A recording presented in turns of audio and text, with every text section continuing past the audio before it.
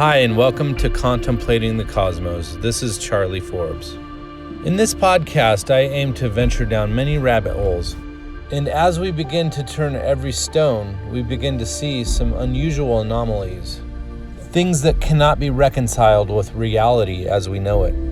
But we find as we continue to seek, new revelations become apparent.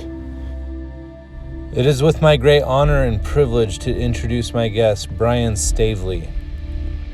He has some insights about the Mandela Effect like I've never heard before.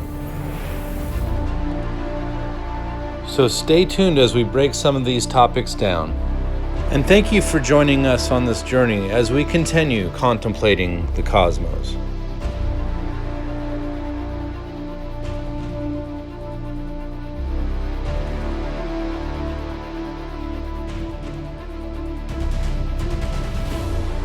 All right, my name is Charlie Forbes. I'm with Contemplating the Cosmos podcast.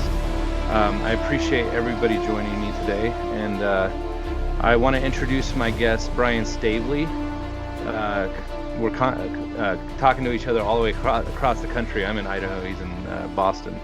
So anyways, I just wanted to kind of have a chat a little bit about your background. I was introduced to you by Paul on the Plane for having a little more insight on the topic of the Mandela Effect. Huh? And honestly, I've been pretty interested in that topic myself, and I'd like to learn a little more. Sure. I have kind of my own little insights about it, and just kind of want to contrast our positions a little bit on that and kind of see where we can go with the discussion. So. Sure. So I guess just to kind of get the ball rolling, I'll give you an opportunity to kind of state your position, kind of what interests you about the topic, or kind of your background and the things that you like to get into. So. Yeah, all right. Well, so when I first looked at the topic, it wasn't like such a big deal like it is for a lot of people in the beginning. One of the first thing I heard about was the Berenstain Bears. Oh, yeah. Which became the Berenstain Bears. Now, here's the thing. My friend had this is a long time ago. This is like late 2014. So my friend had sent me like a meme, split down the middle with showing each side, choose A or B type of thing, right? And I knew it was Berenstain. And I used to have the books as a kid because I'm 42 now. So like when we went to school, we had like book club. Like you would order it and they would like, if your parents would buy you 5 or 6 books, you would take the books home. And the Berenstain ones, the ones I got a lot. I knew it was Berenstain, but you don't really think it's just a fucking name, just a name change on a book. You know what I mean? It's like okay, but then it was like a couple months went by, and somebody showed me the map of the world. Okay. And I'll explain the map thing in a minute too. But where I come from, wherever that place is, the Panama Canal always ran east and west. And South America was underneath North America, and that is not the case now.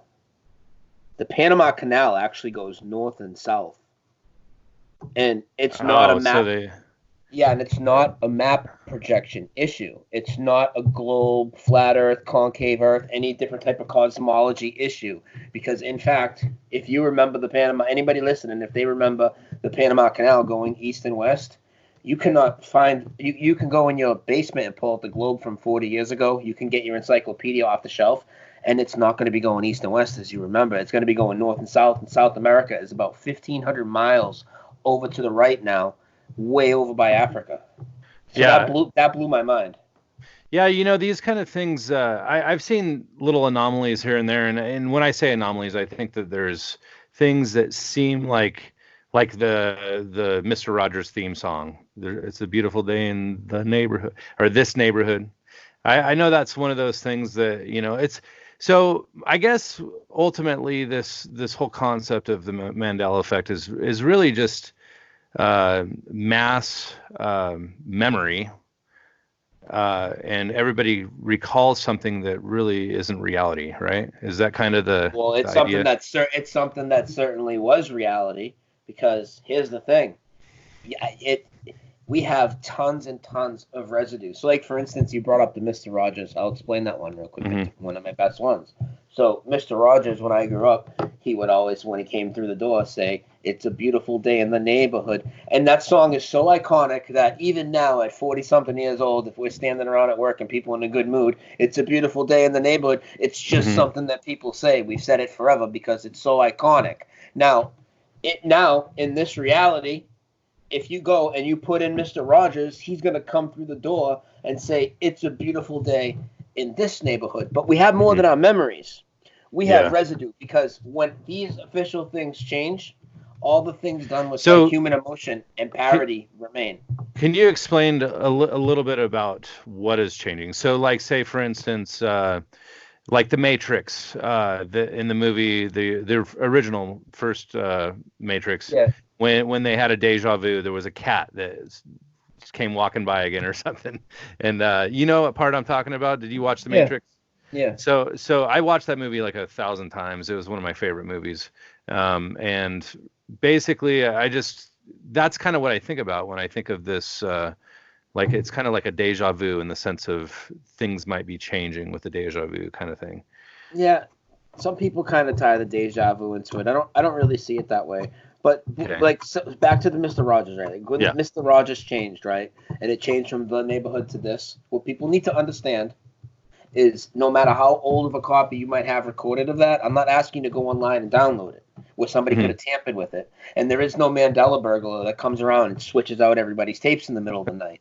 Your actual copy will have changed. Now, the thing about the residue that we have is if Okay. you ever watch Saturday Night Live, you ever watch Saturday Night Live growing up? Absolutely. Yeah. So you remember Eddie Murphy on there? Yeah. Yeah. Eddie Murphy used to do a parody of Mr. Rogers' Neighborhood called Mr. Robinson's Neighborhood. What do you think he says when he comes through the door? "A beautiful day in the neighborhood." It's Uh-huh. done over and over again. Daniel Tiger's Neighborhood is owned by PBS. It's a new animated show. Yeah, So I've seen it. they have the rights to the song. Huh. They play it and it's in a different tone, different beat, but same lyrics. It's the same song. "A beautiful day in the neighborhood, a beautiful day for a neighbor." How could they be getting it wrong? And then on top of it, here's the kicker. So we're telling people about this. "It's a beautiful day in the neighborhood," and now it's this. And they're like, "Oh, you just must be misremembering." So we're stacking up all this evidence, right? The Hmm. movie didn't have a name. Tom Hanks just did the movie. A couple months ago, it comes out on CNN. The Mr. Rogers movie has a name named after the theme song, "It's a Beautiful Day in the Neighborhood." You click the clip, it goes back to the original show. He comes through the door and says this. So Okay. Sony pitches is misremembering as well as everybody else, as well as Saturday Night Live staff, and every parody you see done, like Mad TV, Big Bang Show, The Big Bang Theory, Simpsons, Family Guy, all these shows that do parodies of things, there's so many Mandela effects in there because they all do it the way we remember, because that's the way it was. When the change happens, all those shows don't change; they remain. So my background, I mean, I can't obviously anybody that looks into like the world cosmology and questions reality the way that we do. I mean, you start becoming skeptical of pretty much everything, right? So Yeah, now to play devil's advocate, you could say the I do see these anomalies, these metaphysical type glitches in reality, so to speak. That's kind of the way I look at it. Now, you know, it's almost like saying potato, potato. I mean, you could say that maybe it's just, or like, say for instance, you know how the news broadcasts. You ever seen those clips or those rolls where they basically have all these different news broadcasts that say the same exact thing? yeah, So basically almost like reading a script. So maybe they are reading a script, I should say. But the thing that I think could be a possibility is that it's kind of like the telephone game or something where they're whispering in one ear and then they're trying to relay what they heard from the person before, but they didn't necessarily get it from the source. So if the Mr. Rogers theme song maybe could have been just a misrepresentation in the first place. Now, granted, I'm not saying that is the case, But that's what a lot of people that might be a skeptic of the Mandela effect might say. So if that's the case, why do all the parodies say in the neighborhood and none of them say this? I mean, it's not even like it's 50-50. I mean, it's a landslide all the way we remember. Yeah, I don't know of any that actually say that except for Mr. Rogers. So exactly what I'm saying. And then for people that think it's a telephone game or whatever, well, people that are listening, where are your kidneys at? Why is a kidney punch illegal in boxing? And if you did you know about this? Did you know about this, man? I grew up watching boxing. Mike Tyson was one of my favorites, and but I don't know all the ins and outs of the rules. Okay, well, a kidney punch was illegal in boxing. It could kill you, and it was down back here in your lower back. Your kidney is up now, protected in your rib cage. It's moved under your skin. Your anatomy's changed. Oh, really? Your eyes. Listen, have you ever seen old rock albums where they have like snakes going in one eye and coming out the other of the skull? I think so. Is that like Aerosmith or something? I forget it. Yeah, I have a bunch of records. In fact, right up here, I probably have like 200 records. Yeah. Well, now that wouldn't make any sense because now there's a plate of bone behind your eyeball. You say you say the Pledge of Allegiance like this because that's where your heart was. There's tons of residue I showed. People taking like adrenaline shots in the heart in movies. Right, people get shot in the heart, and now it's like dead center behind the sternum. Yeah, that is kind of interesting. I mean, give me more. I want to hear some more. I'm sure you've kind of studied all that. Hey, let's get right into something people will know, an event people will know, and then an event people don't know. Okay, how about that? Let's do it, man. Because I like the history ones because those are really big, man. And because even though the media ones are physical changes that I can see happen, I have Star Wars and all this in my house, DVDs. They've changed, and they change incrementally in front of us. Yeah.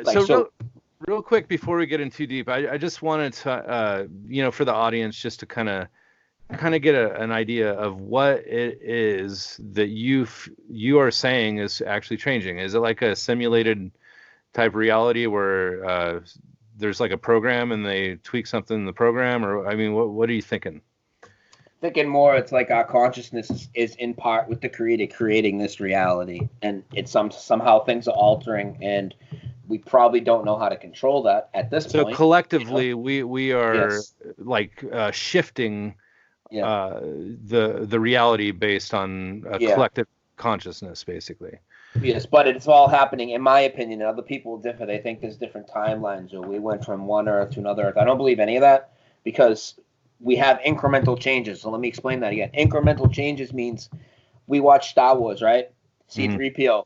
Now, I'll do the C-3PO one real quick. I'm sure you know, but for the people that don't, C-3PO now has a silver leg in the original trilogy of Star Wars, which is completely ridiculous. He was always all gold. Everybody listening, I know you know, and you think that that's crazy that I'm telling you that. He has a silver leg now in the original trilogy. So we're looking at Star Wars because there's other changes in it. Lots of changes, 20, 30, 40 changes maybe, right? So we're watching it every day. Us Mandela Effect people are watching it. The changes happen incrementally. Then R2-D2 gets these brown wires on his legs that he's never had. Now Boba Fett has braids in some scenes over his shoulder, braided hair. Like, it's crazy. And it happens in front of us. It doesn't. So if we just made one jump to another place, everything would happen at once. It's happening in front of us. So I think it's like a cloud of collective consciousness that's being, it's always in flux. And I think it comes in different frequencies. And most of us perceive the changes at the same time, but we don't always. Sometimes people will see changes years after other people. So it's crazy. And then there's people that have their cognitive dissonance up so thick.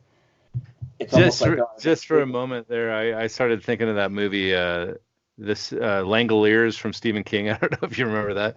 I didn't see that one. But basically, there was like this time continuum where basically the present was now, and everybody was moving along with the present as it was moving into the future.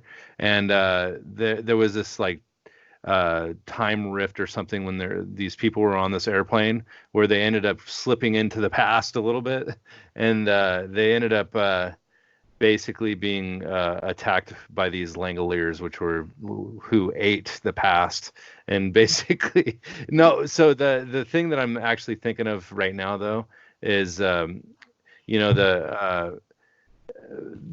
couple guys that I just recently interviewed about their near-death experiences. They talk about time. Now, our perception of time in this reality is linear, and it's like a measurement Yeah, of no. progression. For me, everything's happening here and now. Yeah, well, that's the Here and now. Here and that's now. well, Not so from here and now. We're the center, and everything's happening here and now, in my opinion. so people will wrap their heads around time in almost kind of the fashion that we were trained to believe, which Yeah. is basically that that it's moving forward, like we're progressing forward. And it's all so this whole concept of time is everything's being left behind us, and it's all linear. And now I agree with you about it's the here and now, or the eternal now, like Howard Storm actually mentioned. He uh, basically the like I believe that you probably believe in the afterlife, heaven and hell type thing, but basically when you die or when you cross over to the other side, you're basically leaving the state of consciousness here, or we're actually taking our consciousness with us to wherever we're going, but we start seeing like a higher level of reality. And And I think that that's happening right now. I talk about this on my is shows. I this don't kind of think. like the age of Aquarius or something shift? Or, I mean, I've heard people say something like that. I mean, it might be, but I'm going to tell you right now. I mean, I feel like I got a foot halfway out the door to the next realm sometimes. I have different emotions that come over me that I never had before. I see a lot of other. I see a lot of other crazy stuff. I should save that for after though. After I, sort of Yeah. build up the credibility a little on the Mandela Effect before I start talking about things I'm seeing in the sky. Now, I don't know what your I mean, background. orbs and stuff. You know what I mean? Like I've been seeing orbs a lot lately, where I haven't before, and it's like I think the veil's thinning, is what I'm saying, and things are presenting themselves to some of us. You It know, seems it's like the way. interesting.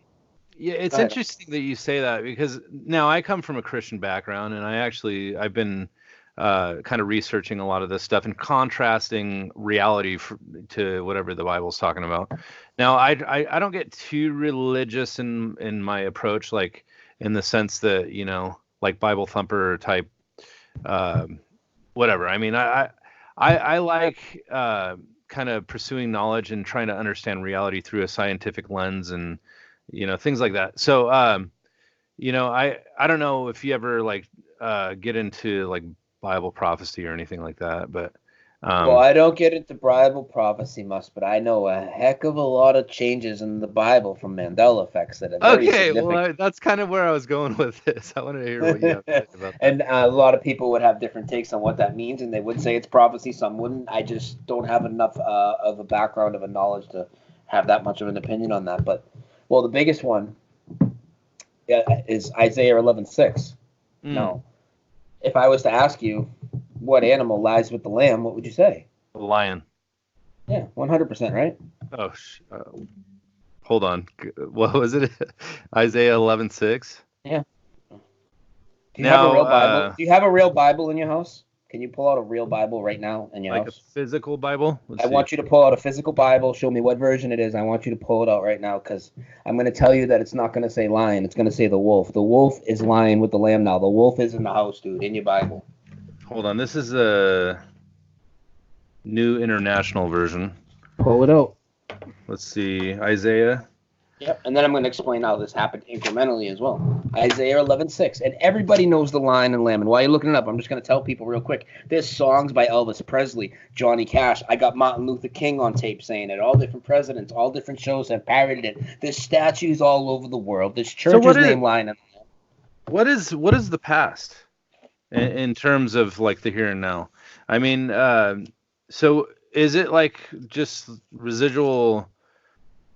I don't even know what you would call it. I don't know. I'm still trying to figure all this out. That's so deep right now, I don't know. Yeah. But here's what's going to happen, right? You're going to open that, and it's going to say the wolf. I'm guaranteed. All right.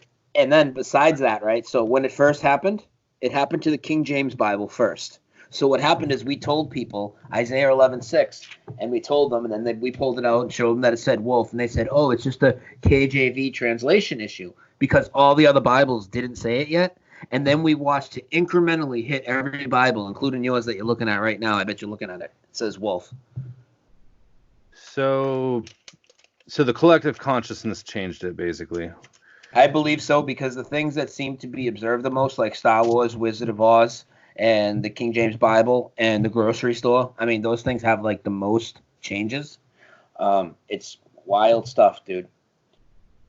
Says the wolf will live with the lamb and the leopard will Yep. And lie I know with the later goat. at the very end there's something about a lion, a baby, whatever, but at the beginning where it was the lion and the lamb, it's small. I want to Wolf. say that maybe Revelation might say the lion and the lamb, but Oh, I can play scriptures being read by pastors that are famous on huge platforms talking yeah. about when Isaiah 11:6 says the lion and the lamb. You got to see my lion and lamb video. But I'll tell you some more Bible changes. The word Okay. matrix is you don't have a KJV in front of you, so some of these are KJV exclusive. I mean, so you can look I at have it on my phone, but I don't yeah. know if So that's different. the word matrix is in the KJV Bible now, where you used to come out of your mother's womb in one of the verses. I'm not sure which one, but if you Bible Hub it or whatever, you can search it. Matrix is in the KJV. Also, here's the biggest one. Ready? So I researched a lot of other topics, 9/11, flat Earth, all these other things, right? A lot of times in the flat Earth community. Sorry, I'm reading this. It says the word matrix appears 5 times in the King James version. Yeah. Anyways, go ahead. Sorry. And King James goes back to 1611, and if you have a 1611 King James, it could have been in your nana's basement for years. Pull it out. It's gonna have all these changes. I'm telling you, nobody can debunk this. Yeah. Planets. So with the flat Earth community, right? There'd be a flat Earth versus globe Earth people would debate from a Christian-based perspective. I'm sure you've heard some of these conversations. And then the people on the flat Earth side, now they're taking Bible as the literal truth, okay? And that's whose other opinion that is, that's cool. And so that's the way they're coming at it. And they're saying, well, there's these 200 passages in the Bible that talk about the earth being fixed and movable, all this stuff. I'm sure you've heard these conversations. Yeah. And then what they would also say, and most of the flat earthers are using the King James Bible, way more than anything else. So what I would always hear them say to the global believers is, planets aren't in the Bible. Now, planets are in the Bible. They were not in the Bible. They're in the Bible now, and they were not in the Bible. Yeah, I'm thinking like the what do they call it? I'm trying because I listen to Rob Skibo a lot, and he talks about this stuff all the time. I don't recall Wandering Stars. I think it has mentioned the planets, but I don't recall right off the top of my head. But go ahead. Well, it wasn't in there, and now it's in Kings 23:5. So people have a choice. Either they've been lying the whole time telling people this, or the Mandela Effect's real and their Bible's changed. Now, it's not in yours. Yours isn't a KJV, so it's going to say the constellations of wandering stars. Right now, that's a KJV exclusive one for now, but they seem to seep over after that. There's the golden rule, do unto others as you would have them do unto you. You know that saying, right? Yeah. Try and find it. Wait, doing to others as they would. It's Matthew 5 or 5 or 6. You'll find similar phrases, but it will not say it the way it used to. Do unto others as you would have them do unto you. It's not in there. It's changed. Golden rule. You know what's funny? One of my favorite sections of the Bible is Matthew 5 through 7. It's the Sermon on the Mount, and basically. The golden rule is one of the instructions in the Sermon on the Mount. So let me see here. So let's see. I'll just check 5 because it'll probably say. No, I appreciate going through this because the reality is I think that so I kind of look at the Bible differently. I look at Christianity differently. I look at all religions differently. Like if you're in pursuit of truth, if you're a truther, you look at truth like a big pie, right? If truth is 100% of the pie, I think all of us have a slice. I don't think that anyone has the full pie. You know what I mean? Exactly. Yeah. So I think that anybody who's willing to pursue the truth. I think that okay. So there's a lot of stuff I talk about a lot is like synchronicities. I talk a lot about the symbology. Basically like the templates that are underwritten in our reality that really tie into the whole Mandela Effect, to be honest with you, in my opinion. Because I'm trying to remember Marty Leeds. You ever listen Yeah. to Marty Leeds? Not really. Well, he talks a lot about like the numerology and all this other freaking crap that's throughout the Bible, and I think it transcends the Bible. I think that there's all kinds of different crazy, like I don't know, whatever. Yeah. I mean, but if you have a thought, I'm gonna actually keep looking at what you're saying Well, here. yeah, I got one for you. All right. Do you know the Lord's Prayer, my man? You must, right? Yeah, our Father who art in heaven, hallowed be thy name. Thy kingdom come, thy will be done on earth as it is in heaven. Give us this day our daily bread. Keep going. Forgive us our trespasses as we forgive those who trespass against us. Okay, now you're completely wrong. You've been Mandela affected. I want you to open up the Lord's Prayer.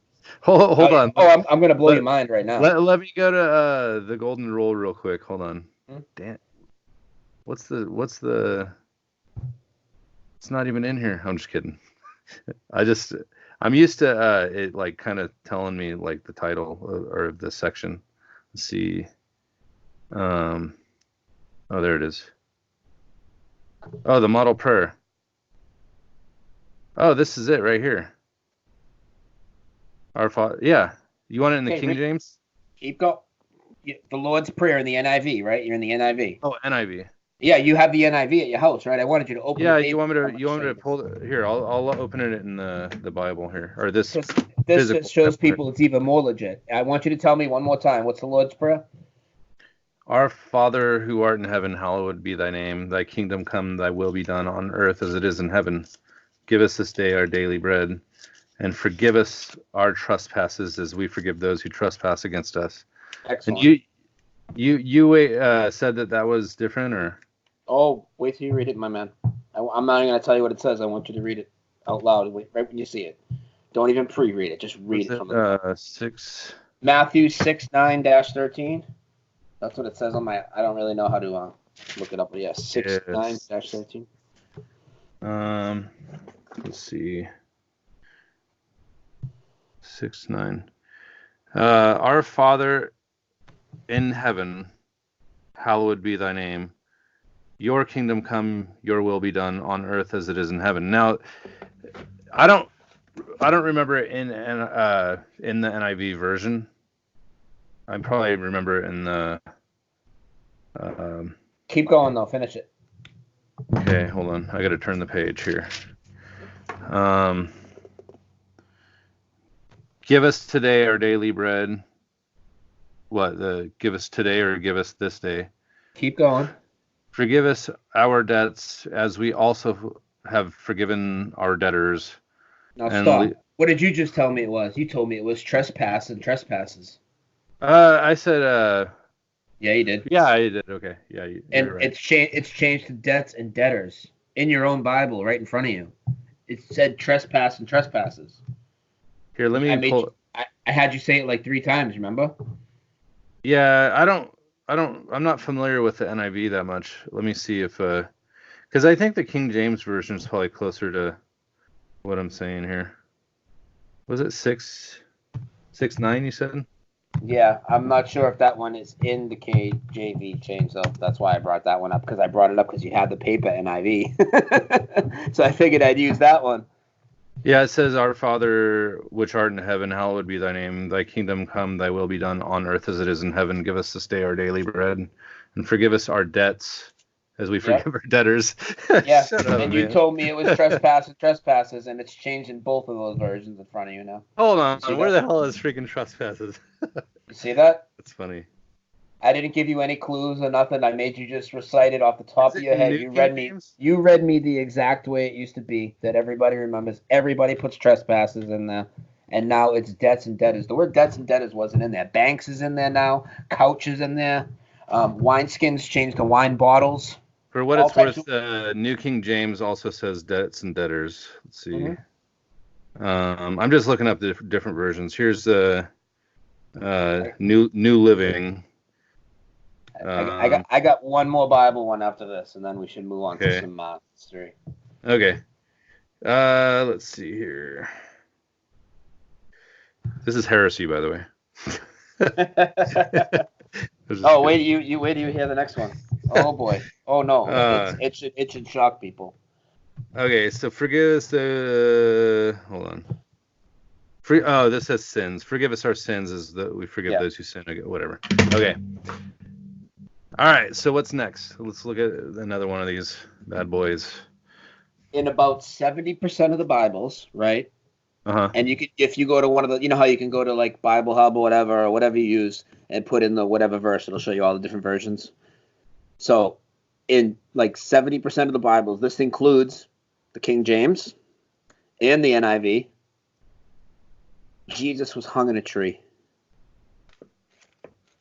Yeah. I've heard that before though. Have you?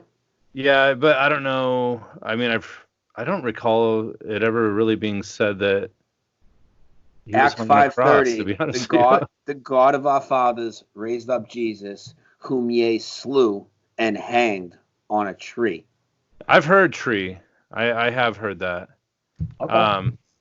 Now, see, this is one of those things where I don't know. I know everybody says cross, but there a lot of people will argue against the Bible being kind of like contradictory because like Matthew might say something that might vary a little bit from like Luke or something. Oh, And they could do that, but they can't argue against something like where you just recited the whole verse and filled in the exact old words that used to be there. Like that's what used to be there. Now it's not. yeah. So going back to what you're saying about this is like time is the here and now. Yeah. So all of this stuff that we're reflecting on here, this is something that is changing as we're speaking about it. Basically, it's not Oh yeah. necessarily No, it keeps it's going. not necessarily like 2 months ago it changed or Oh something no. like that. No, listen. We have changes every day.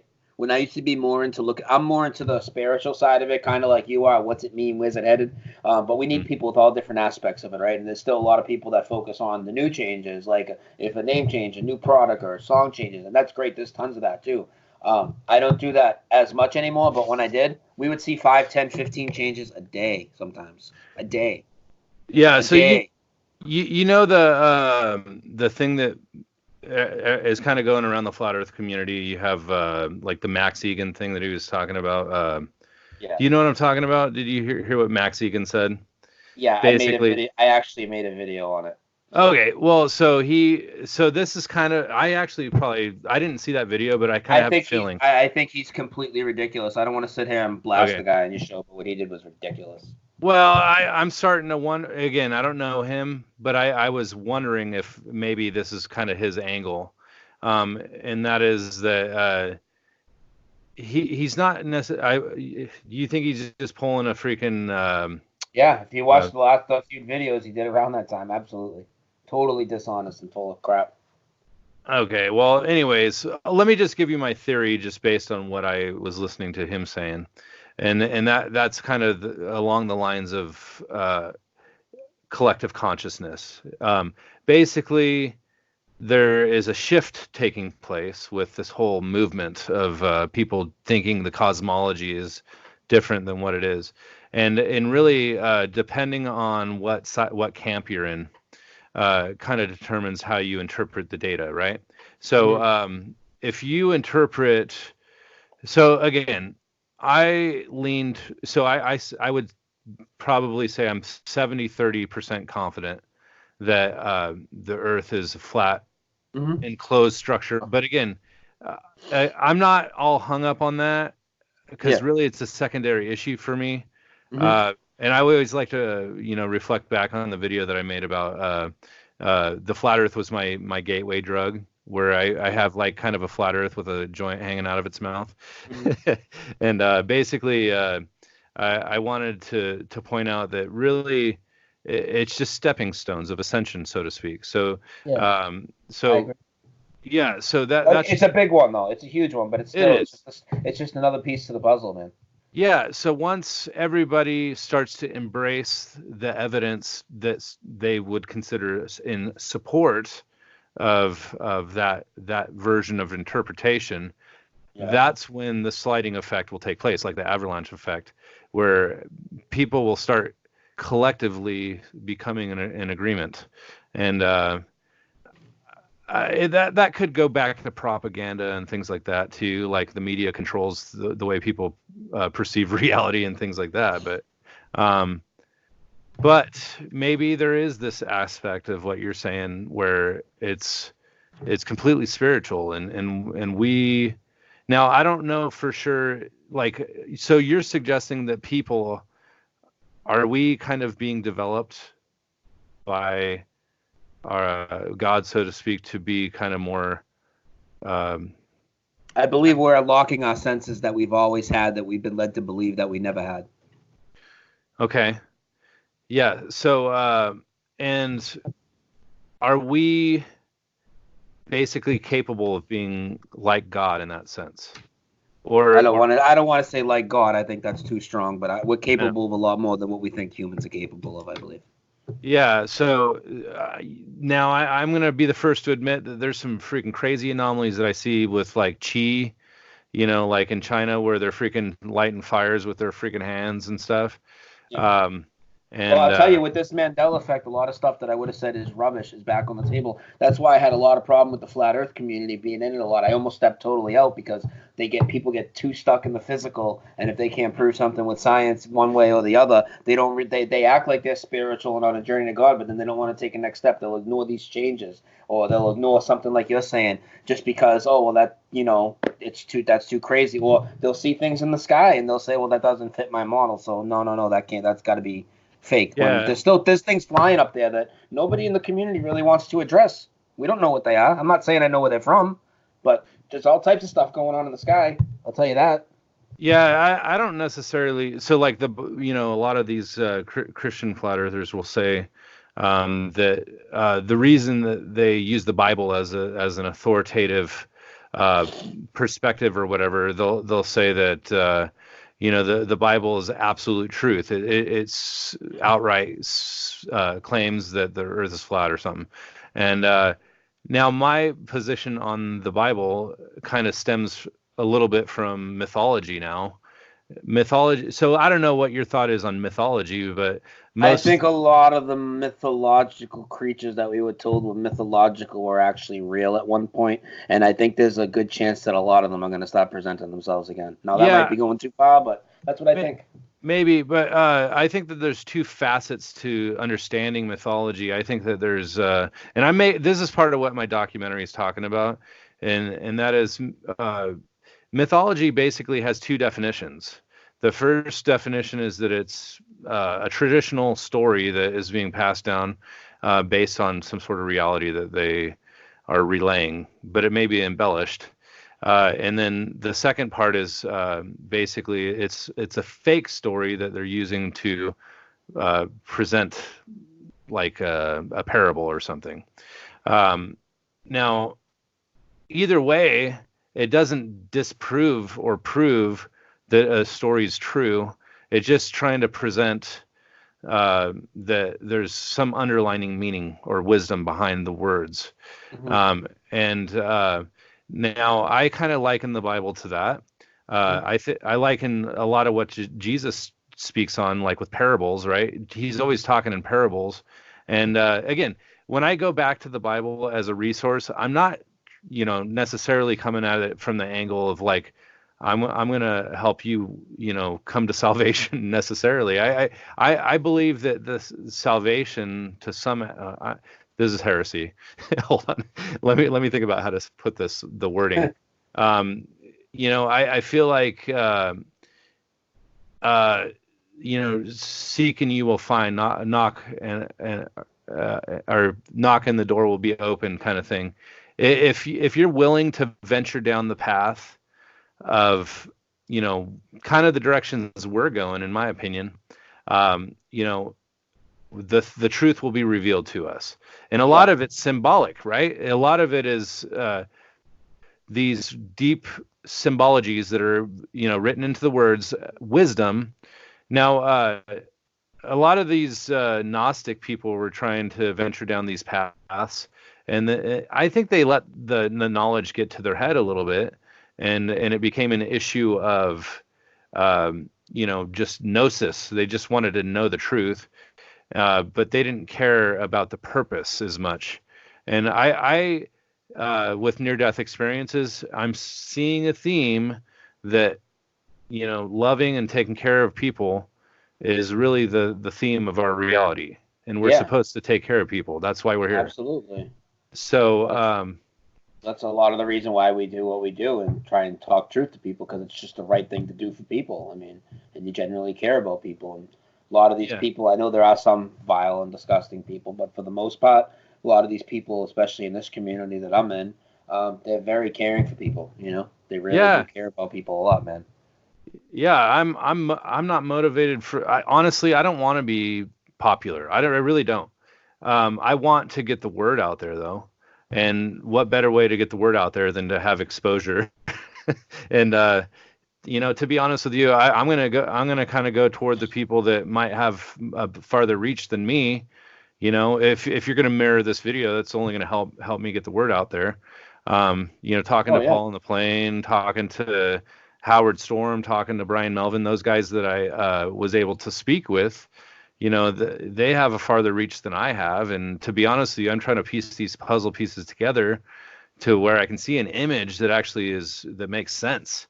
And so anyways, back to the Mandela Effect. I want to kind of hear more of the meat on this one. Yeah. So let me jump right into two historical ones real quick. Okay. Mm-hmm. Now, the first one, I'll talk about my biggest Mandela Effect. Right now, I'll talk about it. And it's crazy. So my journey, I'll rewind. Never mind 2014. My journey really started in 2010 with 9/11, like a lot of people's probably did. 9/11, right? Mm-hmm. So I went really, really, really hard into that. Then into all the fake, elementary events, we'll say, into all those types of, staged events, and then the flat Earth, the Mandela Effect. But my journey through 9/11 was really deep, even deeper than I'm in Mandela Effect now. And you shouldn't even need to be deep into 9/11 to have heard this. And it's in every 9/11 documentary. It was said on Fox News, CNN, and everything. And what it was is they always said 9/11 is the second foreign attack on U.S. soil. Pearl Harbor is the first.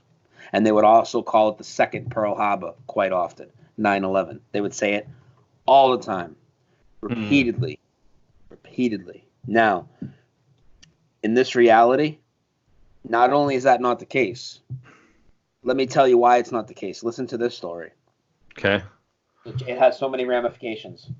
Now, in this timeline, in 1916, two German spies snuck in through New Jersey.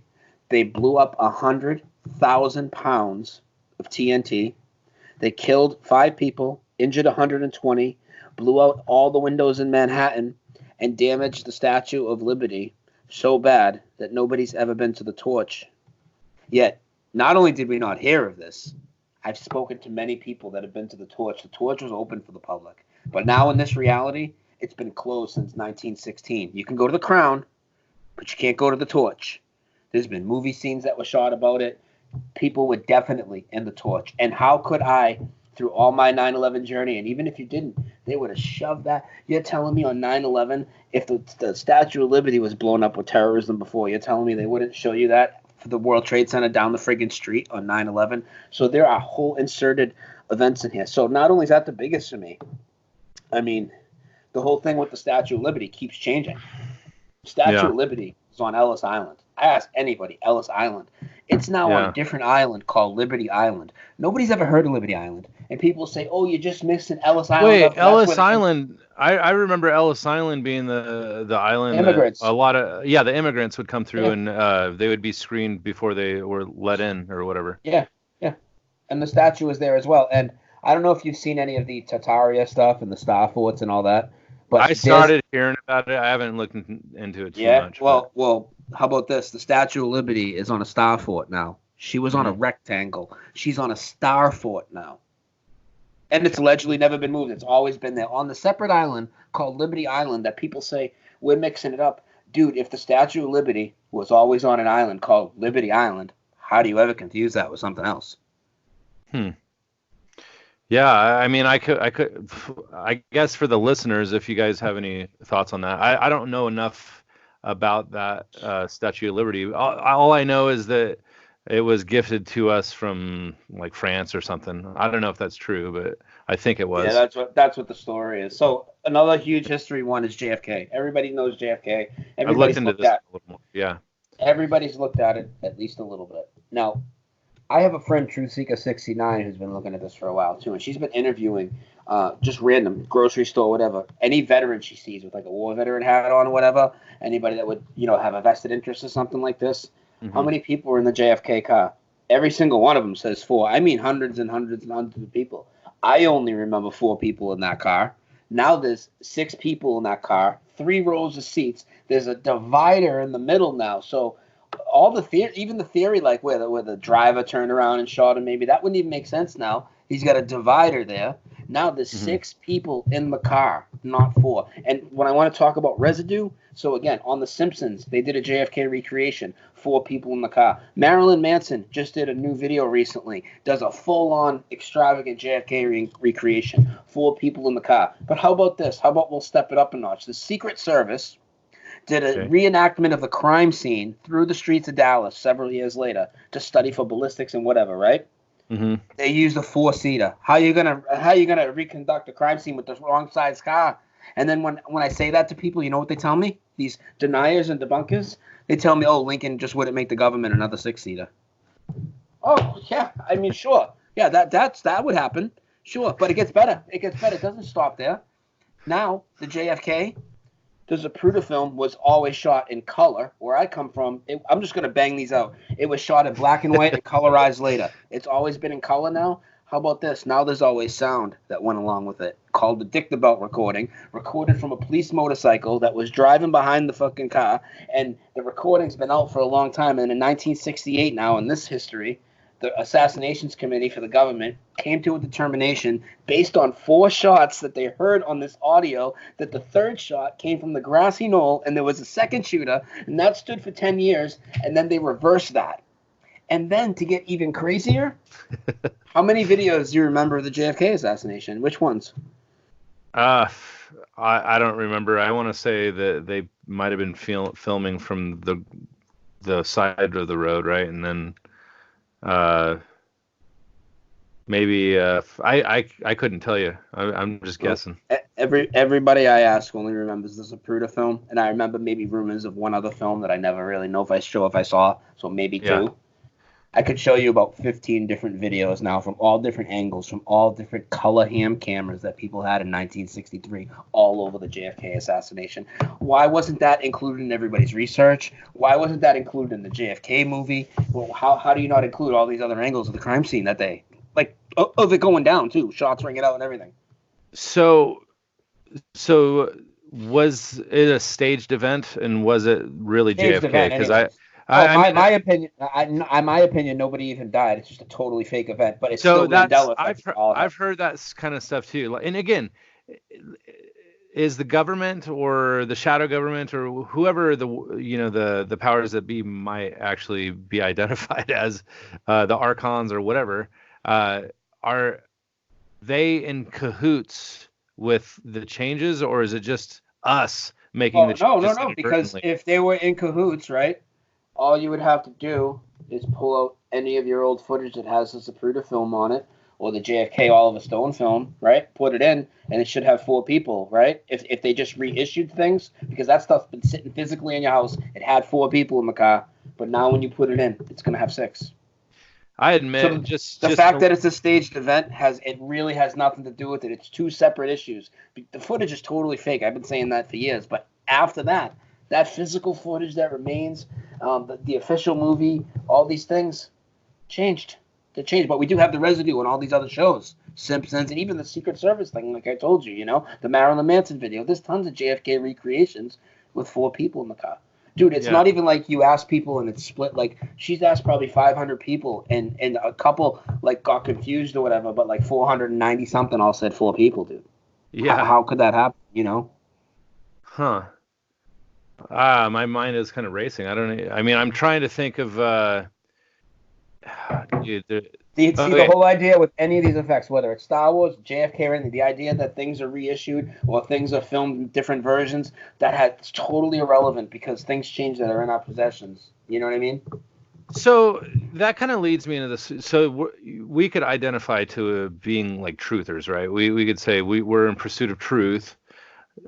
Is that subjective based on the reality that seems to be shifting before us? In some I mean, ways, it has to be. I mean, because if I said to you, C-3PO was always all gold, and you said no, he's always had a silver leg, who's right? yeah, I mean, who's right? whatever the here and now is, right? I guess, but I know I'm still right. I know he was gold, and I have tons of proof too in residue. Okay. So there's two realities at once, Okay. so it does So kind of screw that up. I kind of want to build a little bit of a case for there being some sort of deception that's happening behind our reality.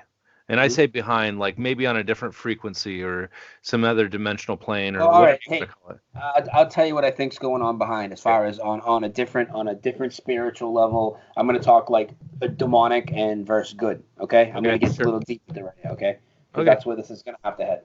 Yeah. What I think is happening is, like I told you, it's a consciousness thing, but I also think there's clues being left by the creator, changing some blatantly obvious things, like possibly the wolf instead of the lion laying with the lamb. Like, yo, the wolf's in the house. You know what I mean? Like, pay attention. Ah. What I think the creator is doing is trying to, because I believe that this is God's green earth, but there is such a matrix around us. And when people say this fake stuff, I mean, if you think about it, the food's fake, the education's fake, the air's fake, the sky's fake, the media's fake, the money's fake, like the division, it Yeah. turns into real, but it's fake and constructed by them. The medicine's fake, everything's fake, right? So Yep. I think the goal is to get away from this, to spiritually get out of this realm, get out of our meat suit. I think the Okay. creator's leaving us clues, but the changes making us realize there's more than the physical, right? Now, you know that mainstream science's main agenda is to hide anything spiritual. It has to have an equation and Yeah. all this, right? So there's the dark side that is, for instance, they come out with these stories to try and discredit people like me that just keep coming out of the internet now. Like, oh, people are misremembering this. They're mixing the Monopoly Man up with the Plantis Peanut guy and all this. But there's things that happen that are supernatural. Because, for instance, Ed McMahon always worked for Publishers Clearinghouse in my timeline. Everybody remembers him bringing checks, balloons to people's doors. Now that's not the case. Now he never worked for Publishers Clearinghouse, and he's with some other company, American Family Publishing. Now, we've been talking about this for like 3 years with the Mandela Effect, okay? Uh-huh. So we know what they said. There was one American Family Publishing commercial with him and Dick Clark. He supposedly did this other sweepstakes, and we're misremembering, right? Then all of a sudden, right as the Mandela Effect movie is coming out, which was complete disinformation, like 25 different commercials with Ed McMahon working for American Family Publishing, the other company, all ended up on YouTube, all backdated years. And in some of the commercials, he's coming out, Ed McMahon, and he's like, American Family Publishing, the only company with my face on the envelope, like just mocking us, dude.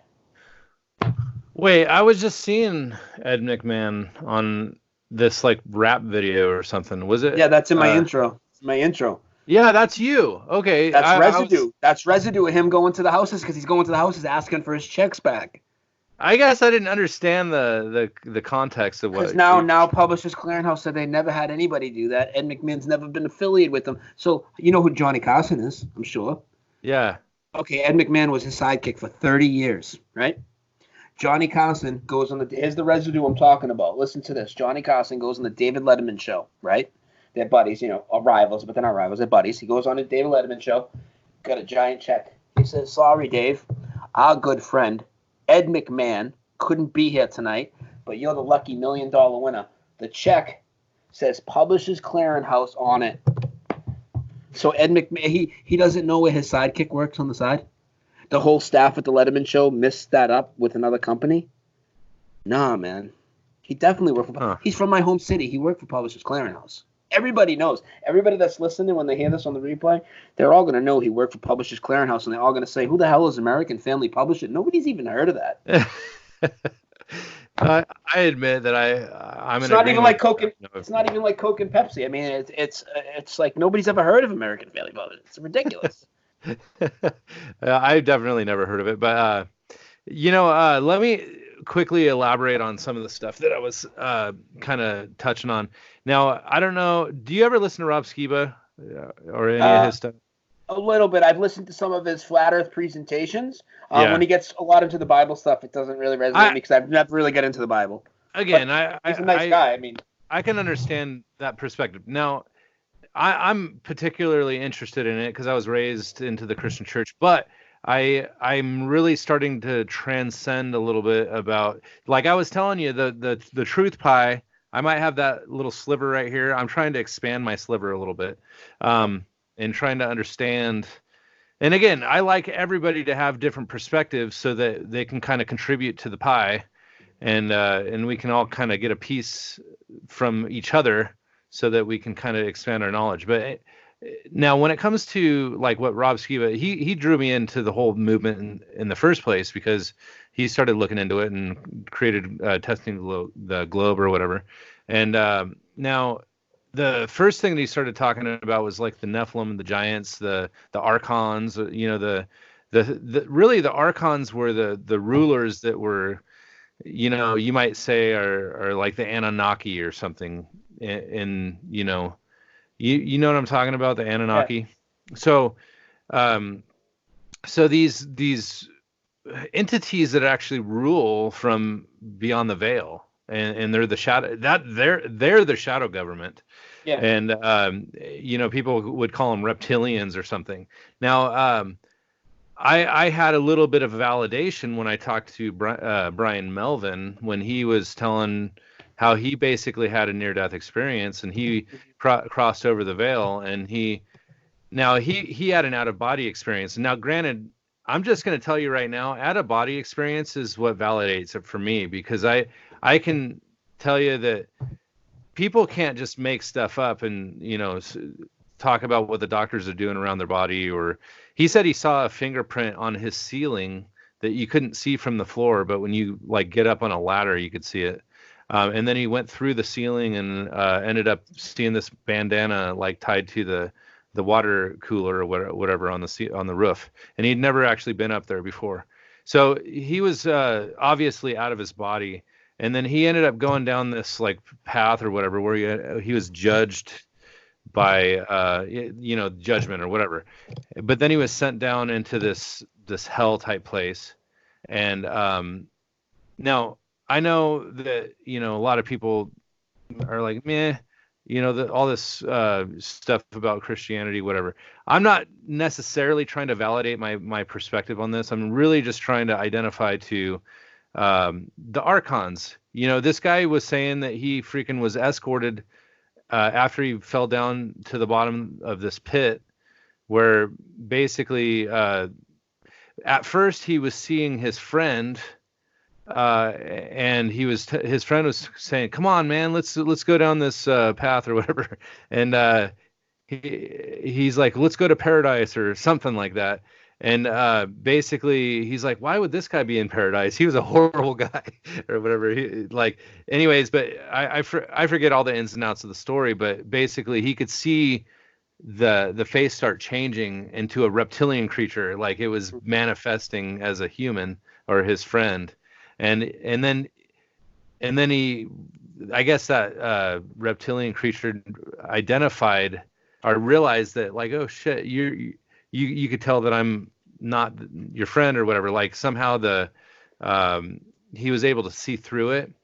And then they basically said, okay, we're gonna go.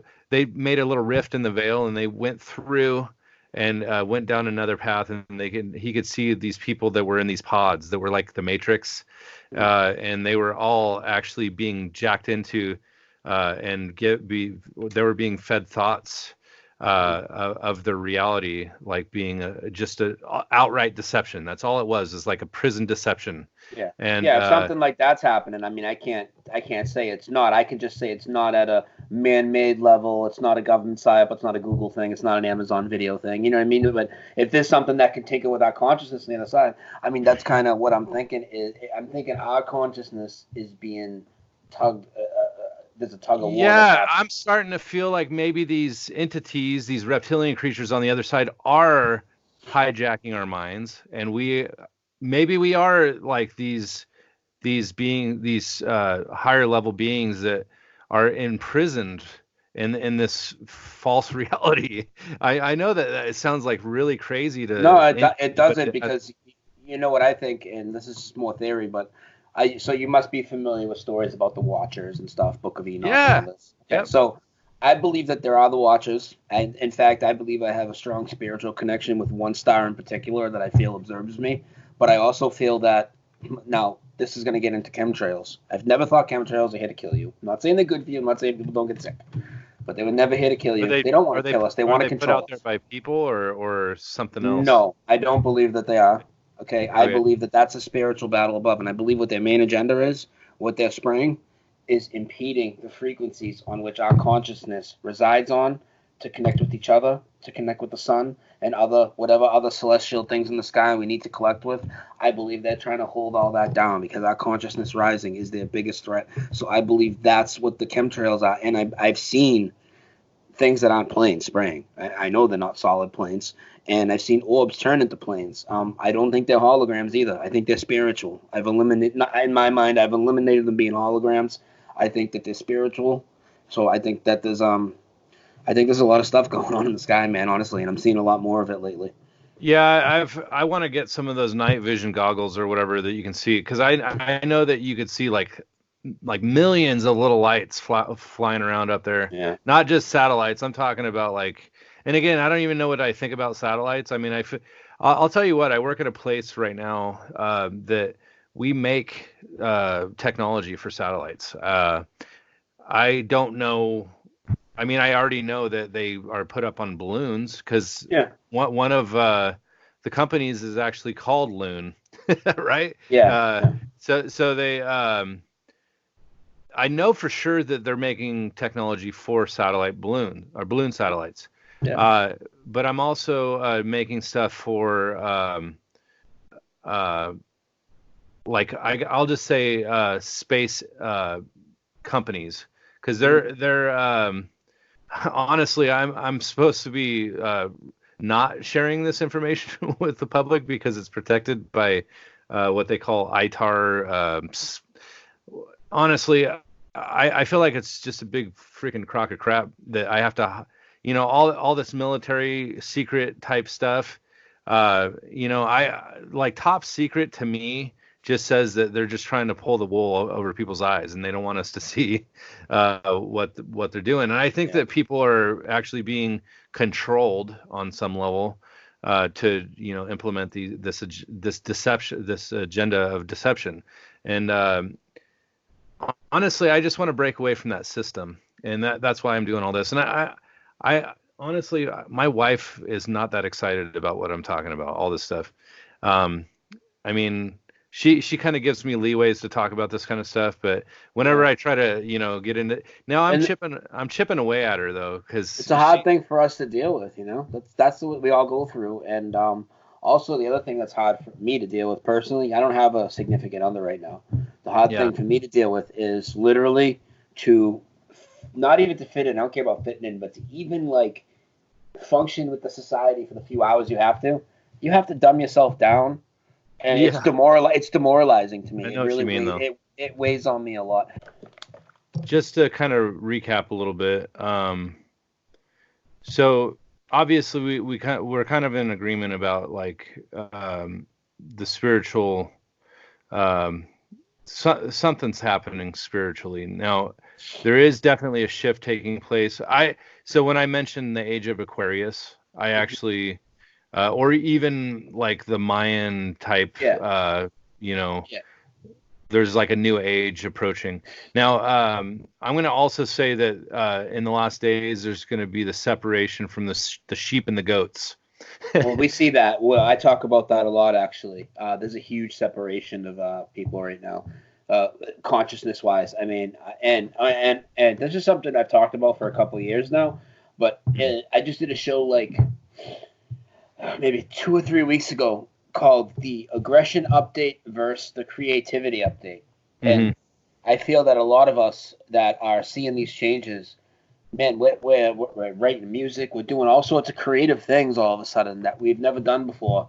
And the other people, they're getting really aggressive now. I mean, even more aggressive than I've seen people get about flat Earth, like to the point where a lot of people in my community have had punches thrown at them, like over the holidays, for talking about Mandela Effect and stuff like that. It's like, Yeah. and it sounds crazy, but it's like they took a download of aggressiveness, like an aggression package. I'm just saying that's how it seems. And now, for instance, we have this thing that a lot of us call the update. So this is crazy. And this happens real time. Mm-hmm. So like that Black Tom event that I told you about, right? If you ask people, The Black what? Black Tom. Black Tom. Okay.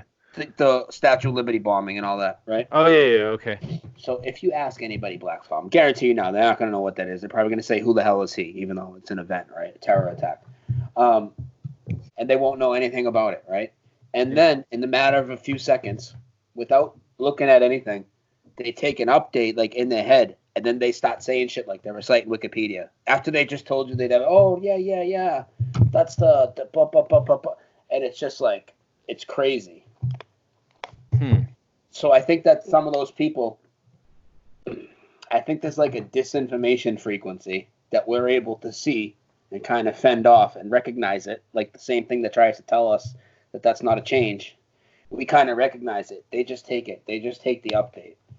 Now there's more like of a soft update that because people always are going to doubt themselves. So once you tell them, let's say you ask them how many people in JFK, they say 4, right? And then you say, no, it's 6, and you show them, and they'll look at the picture, they'll look at it, and they'll be like real confused, and then they'll doubt themselves. You watch them go through it, and then they'll be like, oh yeah, well, I must have been misremembering, and they'll do it like every time. That's the most common thing that happens. So you said there was 6, but now there's 4? There was 4, now there's 6. Wait, because I have a memory that there was 4. Mm-hmm. Okay, now that I'm thinking about it. I know you do. Everybody. Because I remember JFK and his wife were in the back seat, and then there was 2 up front. Yeah, now there's 6 people in the car, dude, and it has a whole extra row and an extra divider, dude. Wait, I'm gonna look this up real quick because I didn't even know. Hold on, JFK. Huh. Oh my gosh. Hold on. It's crazy, right? It's hard to tell in this picture, but hold on. Let me see if I can. Woo. Yeah, that's crazy, right? Look at that divider in the middle, dude. Isn't that crazy? Oh man, dude, I don't know. So I have to admit that I was a little bit skeptical of the Mandela Effect, just because there's these little changes that could easily be construed as just miscommunication, right? And now I will admit that as these things start to compile, I start losing my confidence in my skepticism. Dude, I can give thousands of them. Can I run through a few real fast, yeah, like without stopping? I just want to run through some popular ones real quick. All right, I'll ask you a couple questions first. What's the DEA stand for? DEA? Yeah. Is it defense something or? No, I and everybody else always remembers the Drug Enforcement Agency. Okay. Now it's the Drug Enforcement Administration. What's the most famous museum in America? The Smithsonian? Yeah, probably. No, what's the second word? The Smithsonian Institute? Yeah, but that doesn't exist anymore. Check my latest video. I just did a video on the Smithsonian Institute. Now it's always been called the Smithsonian Institution. How about the train station in New York? The most famous train station. What's it called? Something Central, or wait, what is it now? I don't remember. It was Grand Central Station. Grand Central Station. Yeah. Yeah. Well, now it's Grand Central Terminal and has been for 100 years. In The Wizard of Oz, I'm just gonna blank through some now. In The Wizard of Oz, now the Scarecrow has a gun, and then months later, the Tin Man got a giant plumber's wrench about yay big. If anybody that can't see it, it's about as big as his axe. So he's got a wrench and an axe for a portion of the movie. Let's see. The Monopoly Man, the monocle. Now, he never had a monocle in this reality, and they're trying to tell us that we're mixing him up with the fucking Plantis Peanut guy, which is the most absurd thing I've ever heard. Tons of residue. Ace Ventura 2, there's a whole scene with the guy with the monocle. He says, "You must be the Monopoly Man." He starts beating him up. Why would he have the monocle? Because he always had the monocle. In the movie... I'm sorry, I don't want to like cut you off, but I really have I want to address something real quick. So you had mentioned something about like maybe the creator like throwing little clues in there for us to figure out, right? Yeah. Like, so somehow we're cut off from the creator, and so we're in a prison reality, so to speak. And we're trying to break away. Now, I've actually heard people on other discussions where they're basically saying, if you die, don't go to the light. Yeah, I've heard that. Yeah, I've heard that. And, you know, I don't really, I mean, again, like I've heard so many different near-death experiences where, you know, on one hand, people say that, you know, everybody is a collective consciousness, and then other people say, I saw Jesus there. And it's, anyways, there's so many different variations of near-death experiences. I can't really say that anything is really authoritative in the sense of like having some sort of belief system that stems from that. Yep. But I do actually think that there's patterns in near-death experiences that are Oh, there's undeniable. patterns here. We could talk about patterns in the Mandela Effect. There's some serious Yeah, patterns. yeah. Keep going though, but I just kind of wanted to point that out real quick. Remind me when I'm done this little 5-minute spiel to talk about patterns, Yeah. because there's some patterns I want to talk Well, about. real quick, if you weren't familiar, I'm working on Patterns of Reality episode 3. And that I have a series that I'm working on called Patterns of Reality. But go ahead. All right. Well, okay. So real quick, other changes. Okay. The thinker statue in my reality was like this: the fist to the forehead. Now, this is such a popular thing that even Arnold Schwarzenegger, and also it became a bodybuilding pose where they do this: the fist to the forehead. People have traveled there. Field trips of kids. We have pictures of them around it. Hundreds of kids like this, right? Now the statue's like this, and its hand keeps changing. But the statue is like this now, with the hand under the chin instead of the fist to the forehead. But the statue changes in reality, so it changes in the photographs. But all the kids that are around it doing the parody of it, they're doing a parody. That's what they're doing. They're doing a spoof. They're on their knees, kneeling around it. They all got their hands to their forehead like it used to be. I'm looking it up real quick. I want to see this. I can. I'm sorry. Yep. Insane. Oh, that's freaking funny. Hold on. I'm gonna show this to the camera too. Hold on. Let me pull it up though. Yep.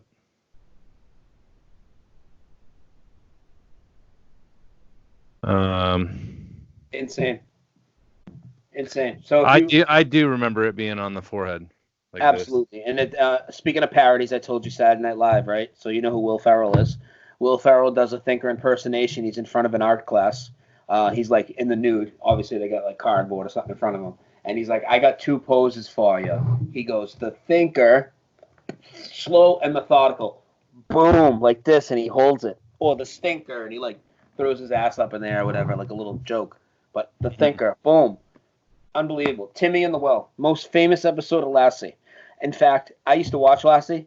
But being said it was, over 30 years ago since I watched it, probably closer to 35 years. I'm 42 now. I didn't watch it when I was too old, Yeah. The only episode I really remember the plot is when Timmy fell in the well, sent Lassie back to town to get help. Lassie starts barking, "What's that, Lassie? Timmy's in the well," and they go back and save Timmy. That episode now has never existed. It's never existed. We're told we're misremembering. So first off, you're going to tell millions of people we're misremembering something that's now never existed. So we just all conjured this up, is what you're saying. Not only that, now the whole episode is, you can't find it. It's gone. It's erased from existence. And if you go on, listen to this. If you go on YouTube and type in Timmy in the Well, you will see parodies and parodies and parodies with real people and their real dog holding a biscuit or a treat, making them bark, "What's that, Lassie?" Calling their dog Lassie. "Timmy's in the well." And it's mad goofy and stuff. And there's tons and dozens of videos of people doing that, acting out this whole scene of an episode that never existed. And then the guy that played Timmy, John Provost is his name. He's a grown man now, obviously. He's older than us, right? John Provost. He has an autobiography. The autobiography's title is Timmy in the Well. Okay. But we're told we're crazy and we're misremembering. Wow, I definitely do need to do some more research on this because, I mean, obviously, like anything that goes deep, people kind of have their knee-jerk, assumptions based on the surface level understanding. And it sounds to me like this is a lot deeper than I kind of gave it credit for initially. Yeah. And I'm sure you run into this all the time with people. Yeah. No, I get it. Patterns that we see, double L's pop up in a lot of places now where there were single L's, like Sybil Shepherd, Mark Hamill. Both their names, for me, Sybil had one L, now it's two. Mark Hamill, for me, had one L, now it's two. A lot of people's names have changed. If you bring up a Google, I could tell you people, like, look at Dan Aykroyd's name. He's got two Y's in it now instead of one. A big one that people know is Joel Osteen. Everybody says Joel Osteen. Joel Osteen never existed in this reality. Joel Osteen's name is Joe Osteen, but yet millions of people put an L in there for some random reason, eh? Joel Osteen is now Joel Osteen. He's a famous preacher. Yes, I know who you're talking about. Let me see. Yeah, his name's Joe Osteen now. Famous preacher. Another pattern that happens is A's are getting swapped to E's in a lot of words. So if you look at the word cemetery used to have an A. Now it doesn't. It's just three E's. Cemetery. There's no A in cemetery anymore, yet there's so much residue. That's going to be my excuse for my inability to spell. Just kidding. Yeah, no. I depend on Google for spelling everything, but go ahead. Yeah, so there's a lot of patterns like that. We see a lot of S's that get dropped off people's names or words and get added. Apostrophes. Now it's proper English. English language is changing the rules. So if you were to say keeping up with the Joneses, right? You would write capital J O N E S and then an apostrophe. Or like Bridget Jones' Diary is a good example, right? Bridget Jones' Diary, because it's a possessive to a person's proper name that ends in an S. You don't put. Now it's proper English to put an apostrophe S. Look up Bridget Jones' Diary right now. Look at the cover of it. Look at the cover of it. And that's proper English now. The rules of the English language have changed. Where do you see it? It's an S and then an apostrophe and then an S. Yeah. Isn't that ridiculous? Yeah, it's funny though. When I was typing it in, I have an iPhone, and generally speaking, when you type something out, it auto-populates what it wants you to put on there. So, like, if it was Jones with an apostrophe, it would actually fill that in. But yeah, it says Bridget Jones apostrophe. Jones's Diary. Yeah. Lucy and Ricky Ricardo, right? Lucy, you got some splaining to do was the most popular thing. He said it nearly every time he came to Lucy, you got some splaining to do. Never happened for him. It's not in there. It's not in there. Judge Judy, she had a gavel when the court got out of order. You can't find. There's thousands of episodes. You can't find one episode where she has a gavel now. Mm-hmm. Not one. If you look at Cuba, for me, Cuba was a little island, southeast of Florida. Cuba's now like as big as Florida, and it's almost touching Mexico. It's drifted way to the west. Huh. So do you find all these things on your own, or do you kind of have like a... No, everybody helps out. I mean, is this something that you've been doing for... Long time. Since it started? Yeah, I wasn't doing videos until like 18 months ago, but I was doing a lot of digging and posting on Facebook and in different groups and stuff. I got away from that and started doing video because I wanted to talk and explain things more. But, I mean, I've only found a few myself. I found one to do at 9/11, which is huge for me. 9/11, if you ever looked into 9/11, you've heard of Tower 7. Tower 7 had an official name, though. It was called the Solomon Brothers Building. And it was brought up a lot in like a cult type of research because, King Solomon's temple and all this, people would make these correlations to the event and this and that. Well, now Solomon is Salomon, and it's insane. And also for me, speaking of 9/11, the book that George Bush read, I have videos on all of these. The book that George Bush read in the classroom to the Florida kids was called My Pet Goat. Now it's The Pet Goat. It was My Pet Goat, 100%. But here's the bigger one. This one's huge to me. And when I asked people, I had like 98% of the people remember what I did. So when I asked people, how many people do you remember dying at the Pentagon on 9/11? Not counting the people that were allegedly on the airplane. And I remember 0. And I remember the specific story being that the reason that nobody died inside the Pentagon is that section of the Pentagon was just specifically reinforced for that type of attack, so that wing of the Pentagon was empty. Now there's 125 people that died at the Pentagon, and the 9/11 death toll went from 2870 to 2996. Dude, I cannot wrap my head around all this freaking crap because I don't. I mean, like I was telling you, like I knew it's a beautiful day in this neighborhood. I've known a few other ones, and as you're firing these things off, it's like, dude, I know what you're saying. A lot of this freaking stuff. I mean, I do have like my memories are more clear. Like when I saw the, and again, I don't know if I saw like another representation of like the guy with the thinking man statue, but I swear I have a specific memory that I see in my brain right now of him doing this. Yeah. So, what does King Tut look like? His headpiece. Like the pharaoh, the gold. He has like the kind of what's on it? What's stripes or like blue. I want to say blue and black stripes. Near the top. Near the top. Snake maybe. Is it a snake or? Yeah, it used to be where we come from. That's so funny. So he's got a snake and a vulture on there now. He's got two things. He's got a snake and a vulture, and it's thousands of years old. King Tut's thousands of years old. Snake and a vulture, not just a snake. So when you say where we came from, that's a bad way. That's actually a bad way to say it. I gotta stop doing that because I believe we're still here and things are changing here. So the way things used to be, is probably a better way to say it. Now it's not like a parallel dimension or something. We're crossing over into another dimension or anything. Right? I believe it's in flux right here. So that is a bad term, the way I said it like that, where I come from. And you don't believe like in the multiverse or anything like that, I think the multiverse is just another further agenda to make us insignificant. Yes. It's endless and keeps repeating. You know what I mean? It's like we already got ever expanding universe. Now we got multiple of those. Like, yeah. Dude, you know what I mean? I don't buy that.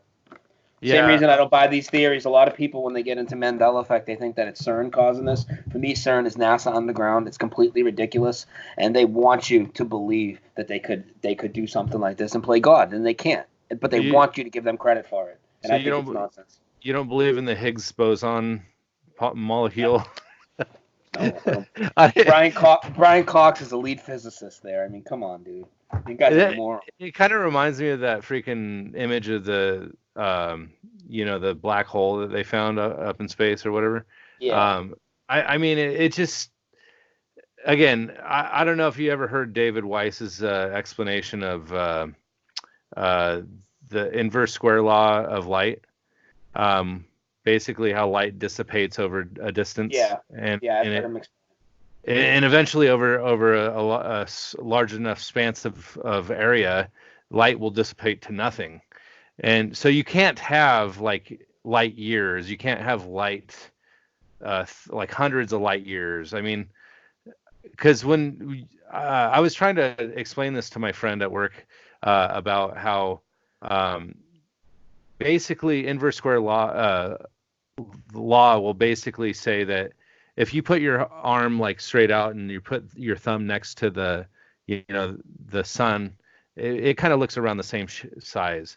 But if you put your arm twice as far, it makes your thumb that much smaller or whatever. And but if you like double that and then like times 100, you're not going to see your hand anymore. If you did the same thing to the sun or the moon, I think if you went out like 100 times further, you're like, again, this is just a random number. I don't know for sure, but it's like a light day. It's like a light day away. It's not. So the sun is 7 light minutes away from us, but if you put it 100 times further, it would be like, well, anyways, the point being is that you can't see light travel that far. And I'm actually beginning to think that light actually shifts downward. I don't even know if it really travels as much as the way we're meant to believe at all. Have you looked into that guy? He has like a Greek name, Thoriopophysis or something. I Yeah, forget. Ken Wheeler. Yeah, Yeah. he was basically explaining uh, field theory, and I love that thought process, because it's basically uh, everything is like an electrical conduit or a physical or frequency conduit. Like everything kind of bounces off of everything it connects to, I guess. I don't know how to explain it well, but it makes so much more sense to me than the whole concept of light traveling. Yeah. Uh, but anyways, obviously this is a rabbit trail. I kind of want to stick on the Yeah, Mandela, yeah. Let, but let me tell you about another huge event, because okay, we talked about Black Tom, that attack that happened before 9/11. So now yeah. 9/11 would be the third attack, right? Because then there's Pearl Harbor and then 9/11. Well, now there's another one. And wait to hear this one. 5,000 American citizens dead. 5,000 off the coast of North Carolina, in 1941, when 8 German submarines sunk 500 of our ships. 5,000 dead. And people say, well, that, nobody's ever heard of this. And then people say, well, that's just a Wikipedia entry, Brian. So you know what I did? I did a short video on it, and I found video going back several years of scuba divers actually going down to the wreckage of these ships. They're really there. So in this, I never heard of that. So you're saying 5,000 dead. 5,000. it seems like big news. That's bigger than That's more double what they say 9/11 is almost. 5,000. And it wasn't over the course of like one night. It was, maybe over several weeks or whatever, a couple months. They just kept sitting in our waters with these submarines and just picking off 500 ships, mostly merchant ships, killing all these civilians, right? It's fucking crazy, dude. It's absolutely insane. And then I'm sure you heard about Sinbad and the whole Shazam and all that. So they try and tie these characters and make you correlate it with certain things. So then, right, in this attack, the hero of this torpedo alley, also known as Torpedo Junction, if you look it up, is a dog named Sinbad that they gave medals of honor to, and they have him touring around. A dog, and they named him Sinbad. And then they okay. want you to think it's CERN causing this, so I'm looking for connections between Sinbad and Germany, because Germany keeps being involved in all these Mandela effects. And there's a particle accelerator in Hamburg, Germany, named Hmm. Sinbad. And if you look at the acronym, it doesn't even spell Sinbad. It would actually spell Sybad, but they took the first 2 letters from the second word just to make it say Sinbad, to make you have that mental correlation subliminally that, oh, this is all Hmm. tied together. So real quick, I'm just gonna tell you. I looked up Torpedo Alley. Mm-hmm. Um, it's basically, it's the Wikipedia post that talks about what you were saying about. I don't know if you can read any of that, but basically, it says off North Carolina is one of the graveyards of the Atlantic Ocean, named for the high number of attacks on Allied shipping by German U-boats in World War II. Almost 400 ships were. They now say that's where the majority of World War II was fought, off the coast of North Carolina, dude. I've never even heard such malarkey. That's what the narrative is now. The whole war history everywhere is changing. Oh, that's actually very interesting. And obviously, the Pearl Harbor thing is what supposedly triggered America's involvement. But Yeah, it's when was that? Was that pre? I think that was right. I think that was right after this. I would double check just to be sure. Either way, it's crazy. We That's didn't hear bigger about. news than Pearl Yeah, Harbor, unless yeah, there, because 5,000 people dying. Holy crap, man! it's insane, Uh, right?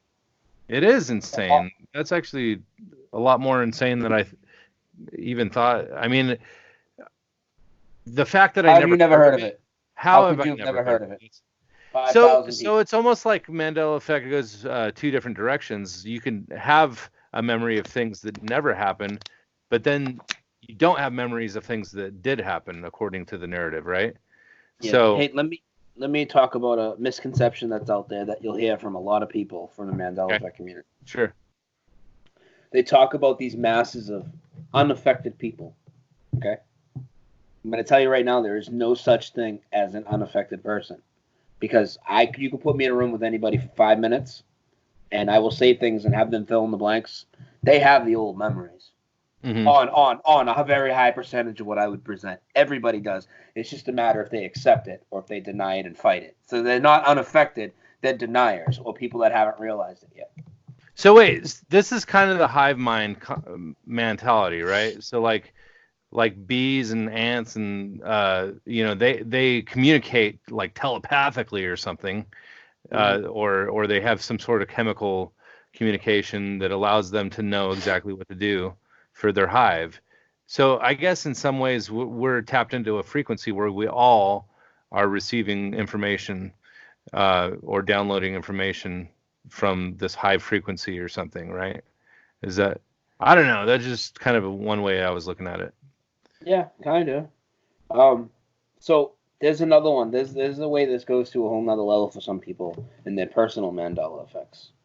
And I had a very my whole outlook on life kind of changed when I had a personal Mandela effect.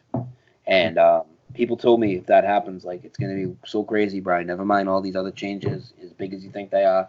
Once you have a personal one, and let me tell you, this is people that'll say this is a reissue thing, it's a copyright thing, all this stupid shit.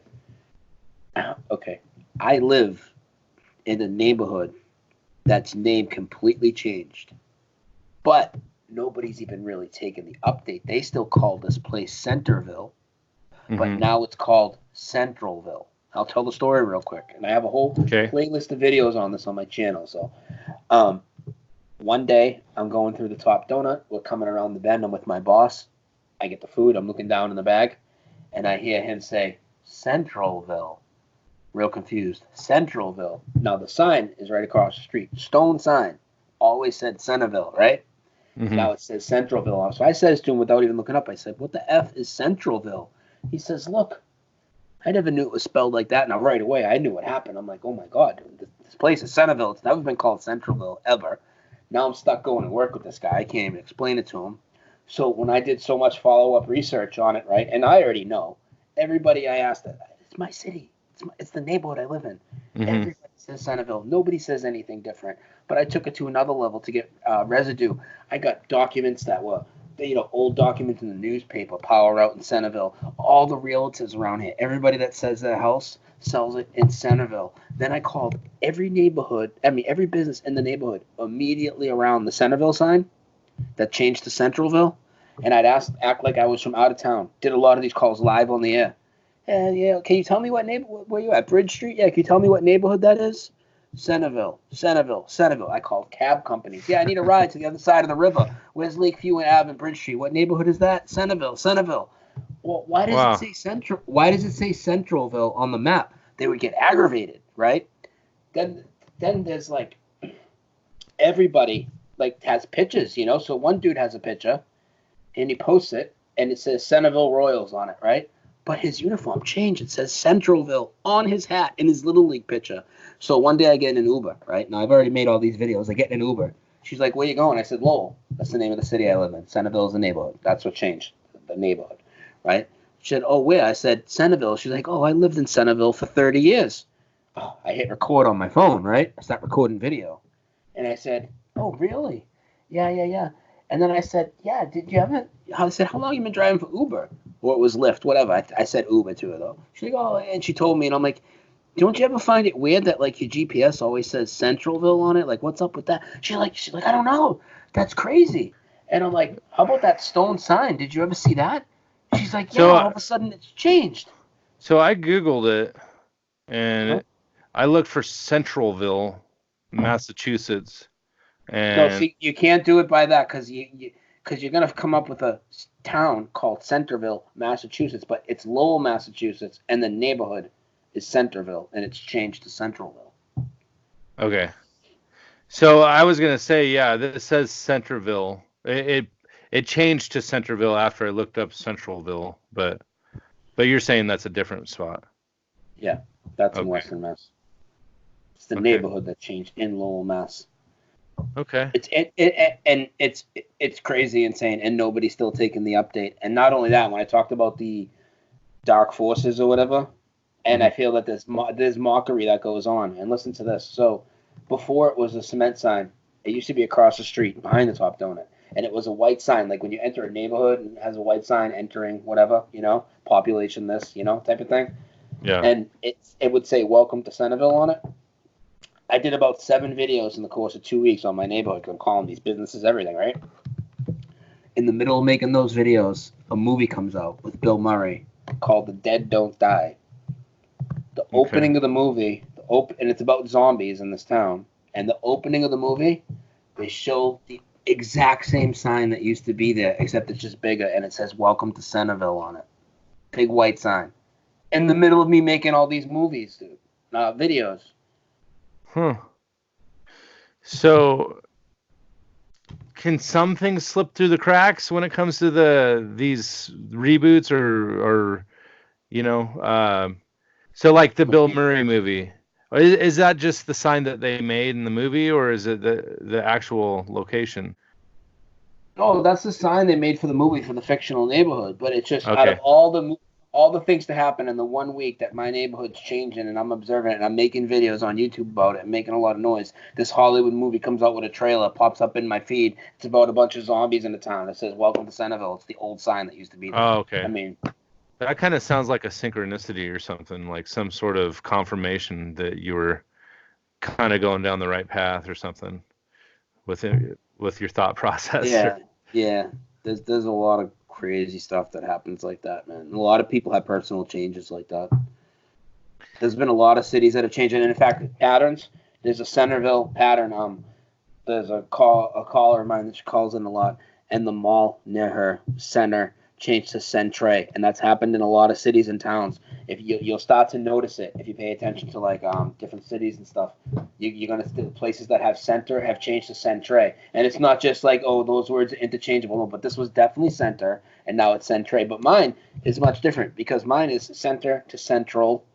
I can't even say Centralville, right? It just doesn't even come off my tongue. And people that want to say it's a pronunciation thing with my Boston accent, dude, I have it in print on all types of documents. Centerville. It's not a pronunciation thing. I mean, even there's papers from the police, there's papers from the court. Huh. And anytime you get somebody to look at the map, they just get real confused. It says Central on it, and they're like, they don't even know what to do. So do you find yourself just kind of living your day-to-day life, just kind of looking for clues out there, just for They jump out at me. I don't gotta look. They just jump out. I mean, the TV's on out there. My cousin's there. When I get off of you and I go out to smoke on the porch, I'll probably hear a Mandela Effect in a commercial. I mean, they just came out a few months ago. Alexa, like the Amazon thing, Alexa, came out with a commercial, a full-on parody of Timmy in the Well with a boy named Timmy in the Well, a collie, and runs to the house, and the dog's trying to get out. Oh, I was gonna look that up and I forgot what I was doing. Hold on, Timmy in the Well. That's a parody being done of the episode that didn't exist, just like I told you. That's being done by Amazon. Timmy and the Well. See, I actually... You'll see one fake black and white clip near the top, but that's not a real clip from the episode. See, it populates in here, Timmy in the Well, Lassie. Like, I didn't even need to put Lassie. Yeah. Well, Okay, put Timmy in the Well parody. Put Timmy in the Well parody, and you'll see all these people with their dogs doing it, dude. Getting their dogs to bark. It says a video right here. It says Lassie, episode 24, The Well. Original broadcast. It's a fake clip, though. It says 21 minutes and 59 seconds. There's another episode where Lassie falls in the well, dude. It's ridiculous. That might be that. You won't find Timmy in the well. I'm gonna end up watching this later. I think, just to kind of see, because again, I like to see confirmations of. Yeah, I want you to check all of them. I say ones I know you're not going to be able to debunk. Like, another popular thing do you use Facebook? Yeah. Okay, so people use memes to plant seeds. Yeah. Memes are very popular. I used to do it a lot. Well, the most popular meme, in my opinion, that I see the most is the meme with Morpheus from The Matrix, and he says, "What if I told you?" Yeah, and he says to Neo, "What if I told you? Everything you know is a lie." And people will fill in the bottom with whatever. It'll say, "What if I told you? The Earth isn't a spinning ball. 9/11 was an inside job." Whatever it is, right? That people want to use. If you put Matrix in right now, He don't say that, bro. That whole line's gone. That whole phrase is gone. That he What says if to Neo.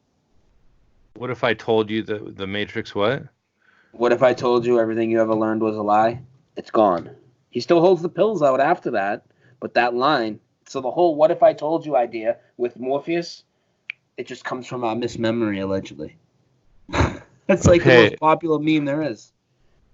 And how about this? When he first gets captured, remember when Neo gets captured by the guys? He has that first chase scene where he runs outside the offices. Then he gets out like on the window ledge. Yeah. I have my And then movies back here. I'm about to pull the Matrix out. and so when they sit him down and then he can't talk because they shut his mouth. Yeah. Well, the famous line is, "We've been expecting you, Mr. Anderson." Yeah. Hey, don't say it no more. You're shitting me. I'm actually, dude, I've seen that movie like freaking 57 He don't times. say, "What if I told you?" He don't say, "We've been expecting you, Mr. Anderson."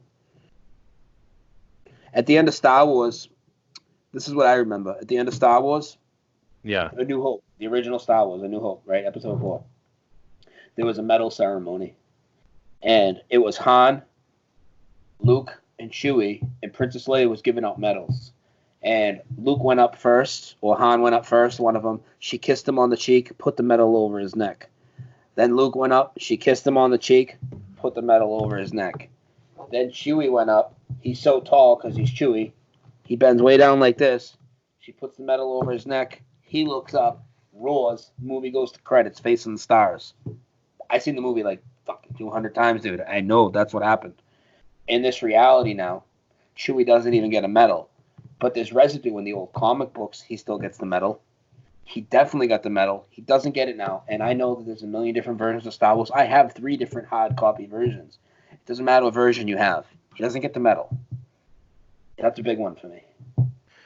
You know, the interesting thing to me is that a lot of these memories kind of seem vague sometimes, and you're like questioning yourself. You're like, do I really believe that the way that it truly represents in reality?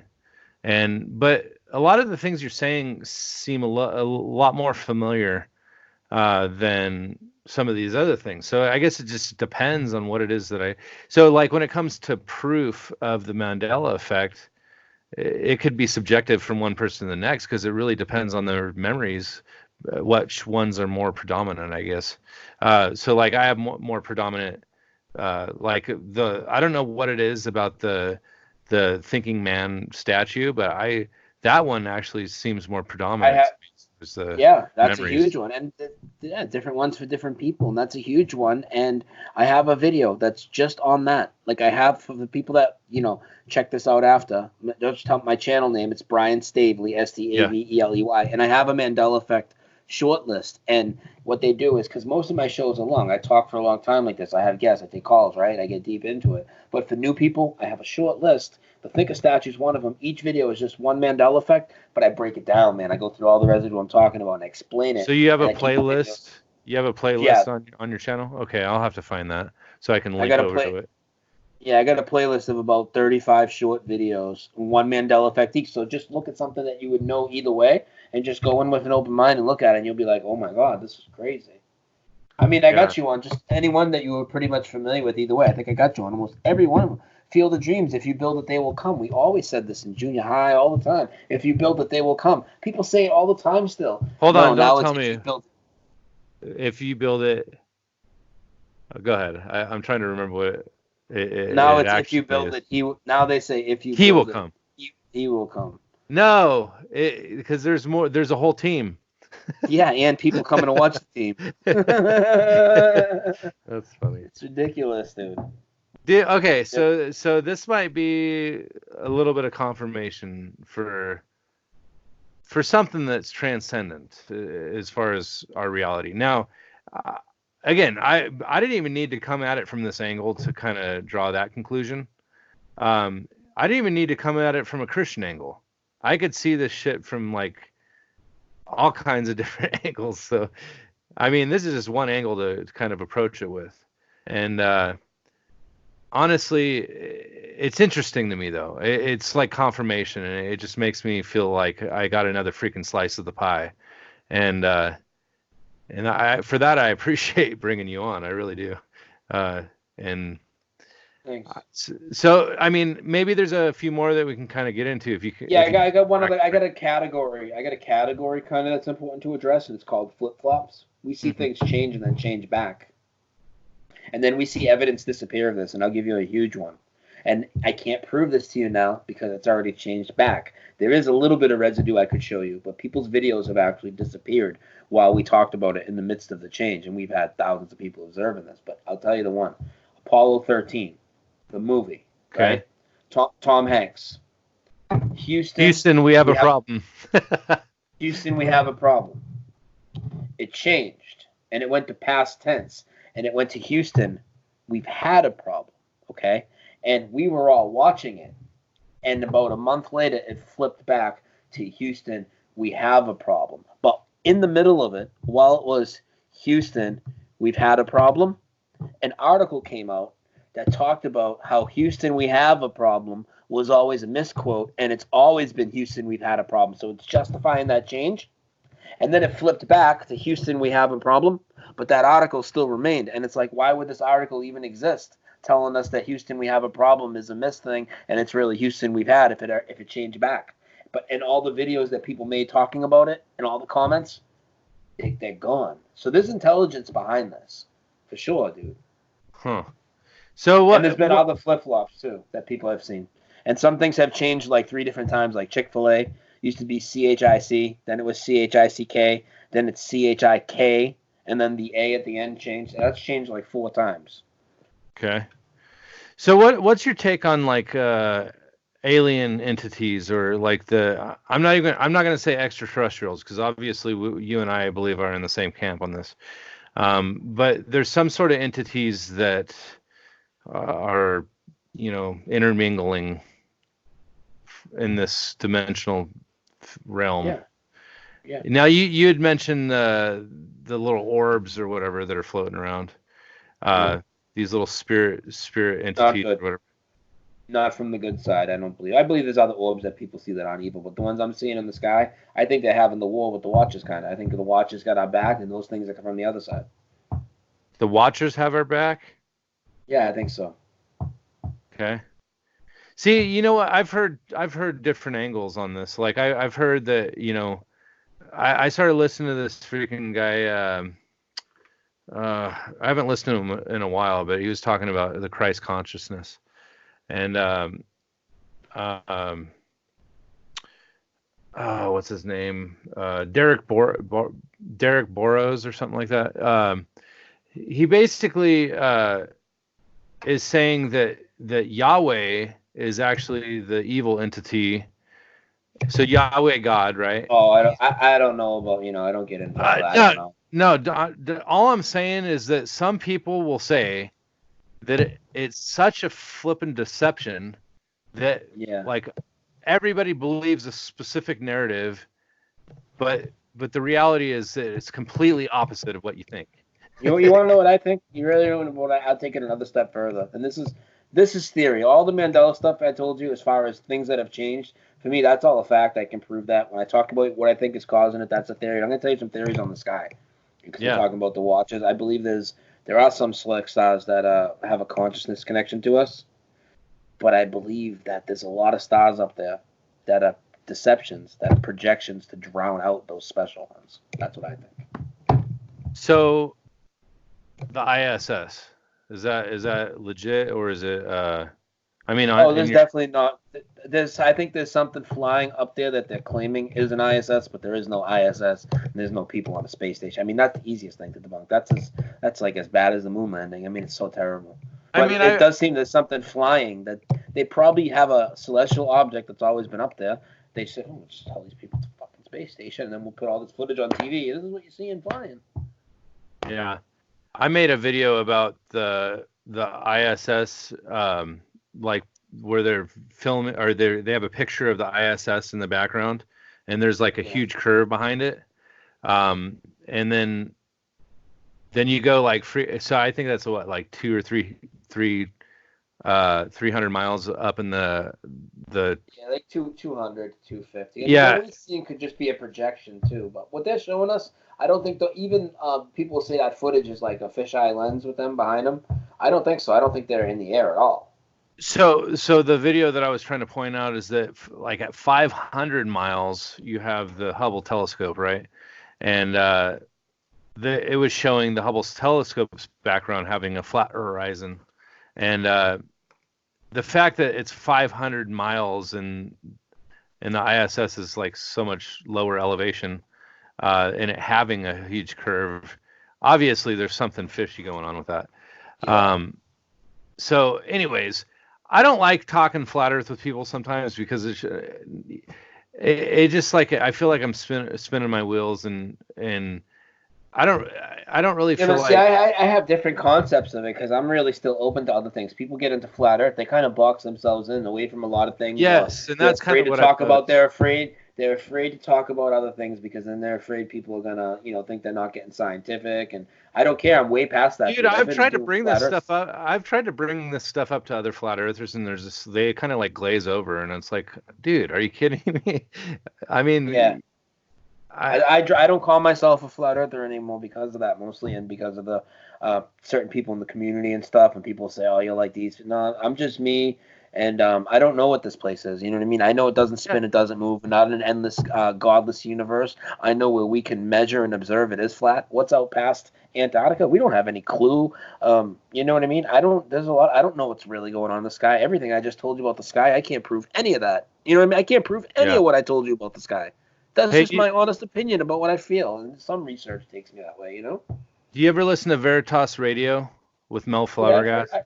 I've heard a few episodes because he's had good guests on, so I probably heard maybe less than 10, but I've heard several episodes of it. Okay, well, he had a guest on there that was kind of interesting, and by the recommendation of David Weiss, he's like, you got to check this thing out because this is really weird stuff, and it was basically the one where he was translating some dude speaking Spanish, and he was translating for himself and for the guy that he was interviewing.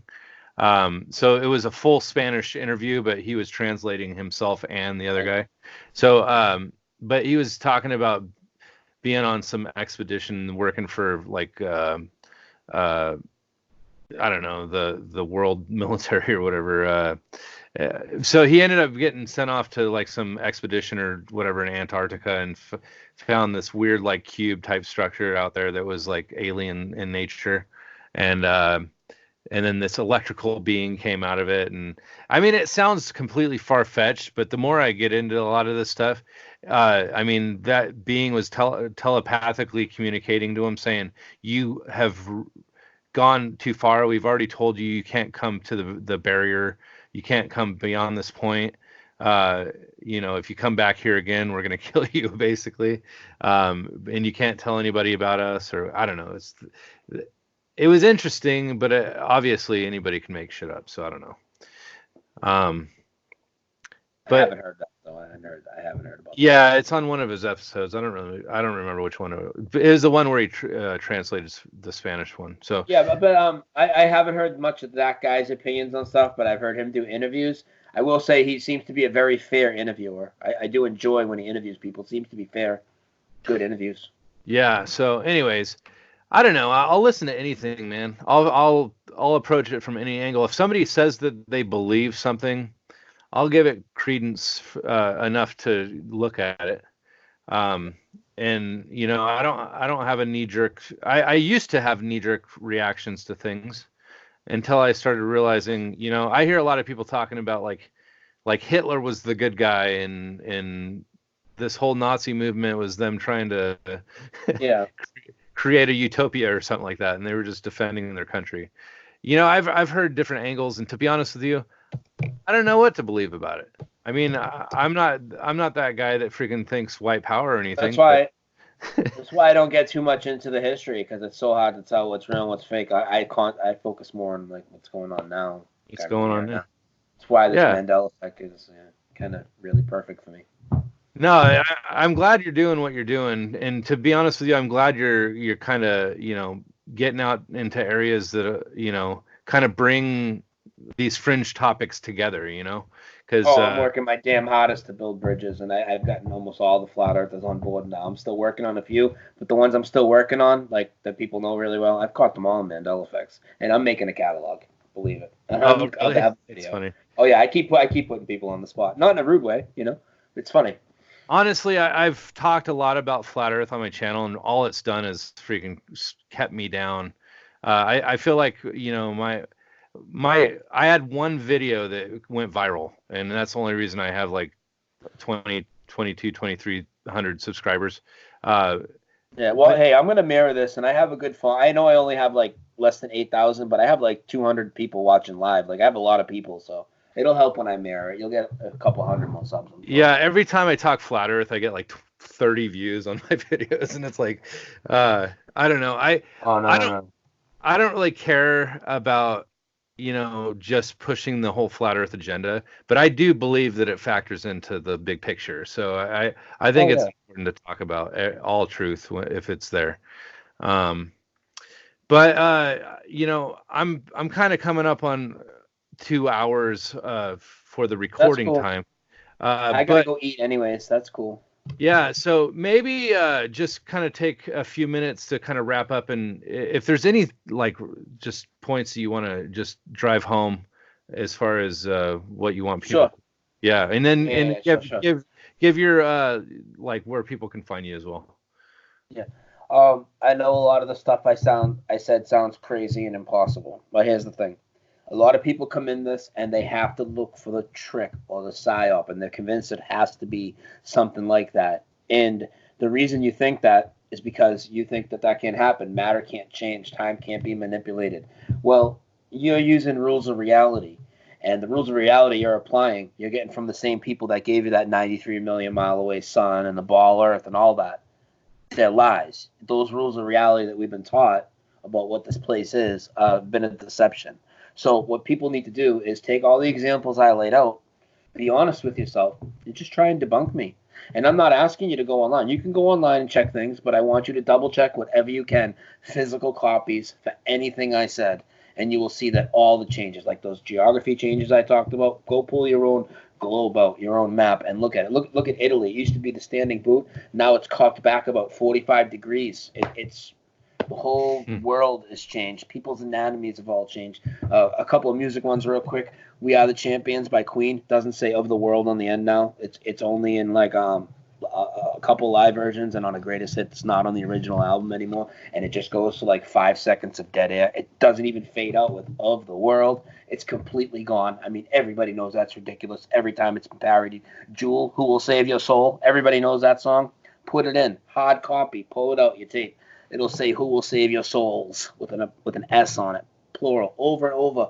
And one more music one, Red Hot Chili Peppers, "Under the Bridge downtown," right? So it's the city I live in, the city of, Angels. and it doesn't say angels anymore. Your own CD, it'll say angel, singular, which doesn't even make sense. It's talking about Los Angeles. So City everybody, of Angel. yeah. Yeah. So it Okay. doesn't even make sense. So here's the thing with the Mandela effect. It applies to every facet of life, whether you're into the Bible, whether you're into movies, no matter what type of music you're into. If you're into geography, if you know about anatomy, there's things in the environment that are changing. There's new animals that have come, which I stayed away from because it's a little harder for me to prove that. But there's new species of things that are popping up that are just coming out of nowhere all of a sudden. So just be honest with yourself, So there's people. new Check your, animals now? yeah. That's crazy, man. And things are growing different. Like bananas, bunches of bananas grow upside down now, like this, with all the weight. Like Huh. the whole nature is all screwed up now. But yeah, I'll wrap it up. So, and there's tons of historical events. I didn't even get into all of them. There's so many more. Check out my channel. It's called Brian Staveley. BrianStaveley.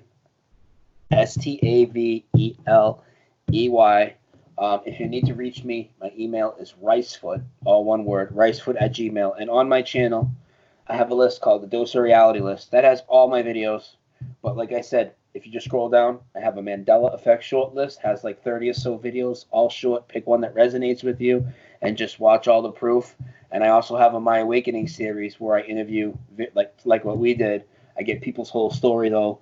I'll have Mike Williams on next. I just interviewed Crow 777. I interview basically everybody and get their story. So a lot of people are interested in that as well. It's really, Man, really cool. So I want to interview all those guys too. I'm still kind of. I mean, I'm not afraid to talk to anybody. I like getting into. I listen to Crow. I would love to talk to Crow and. Oh yeah, we had a kick-ass interview last week, man. It was awesome. Dude, that's freaking sweet, man. I'm glad that I got to meet you. I mean, to be I honest, interviewed Paul too. I interviewed Paul, I, Martin, I Roxanne, everybody you can think of. I've had on. I saw Roxanne on one of your last shows. I mean, Yeah. obviously, I went to see the Paul one because I just interviewed Paul. Um, and honestly, I think Paul's kind of my foot in the door to get in contact with a bunch of people. So I'm just happy Yeah, to, that's awesome. and and I'm glad that I can meet minds with somebody that's along the same lines as me. To be honest with you, anybody I've talked to, like I left a speak pipe on Flat Earth podcast and talking about near-death experiences, and they're like, "Bleh." Like they didn't they thought it was weird that I mean, maybe they just didn't see the relevance in it. I don't think.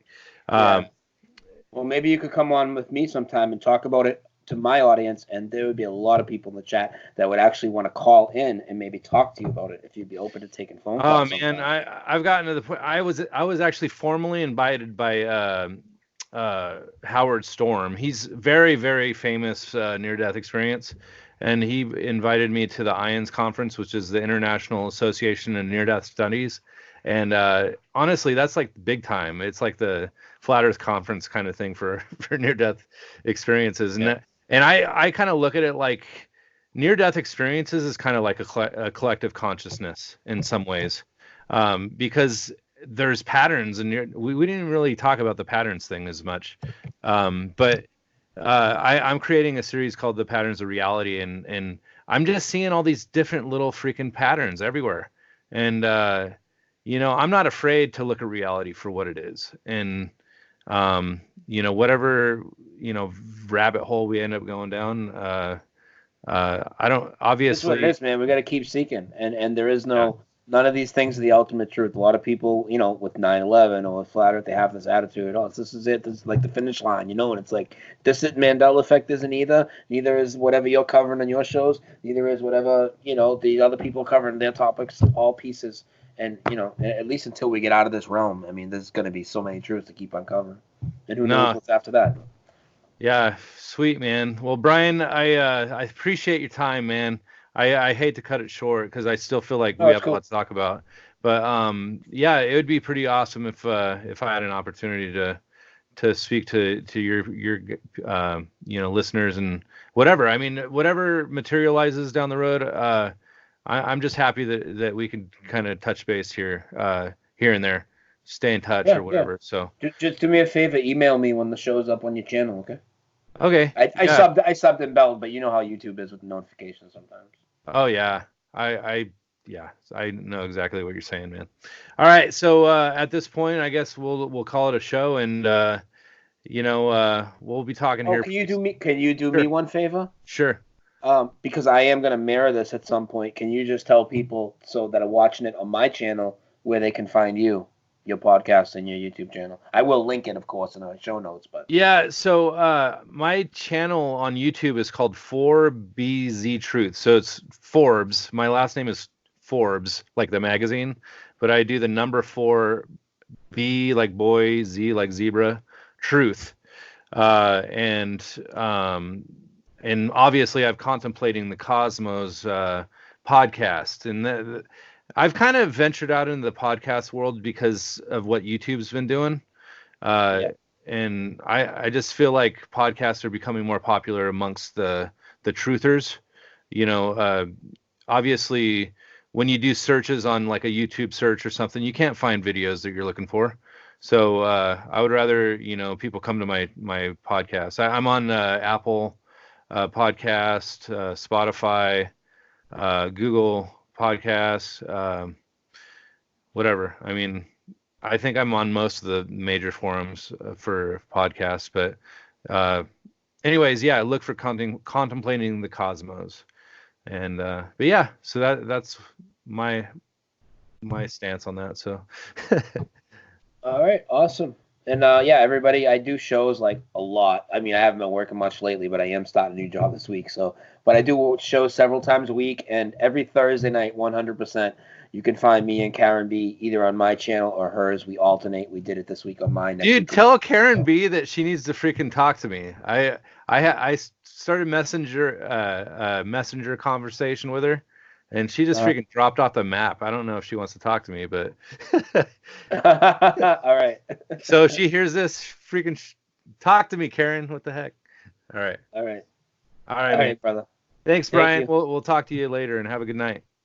All right, you too. All right, bye. Bye.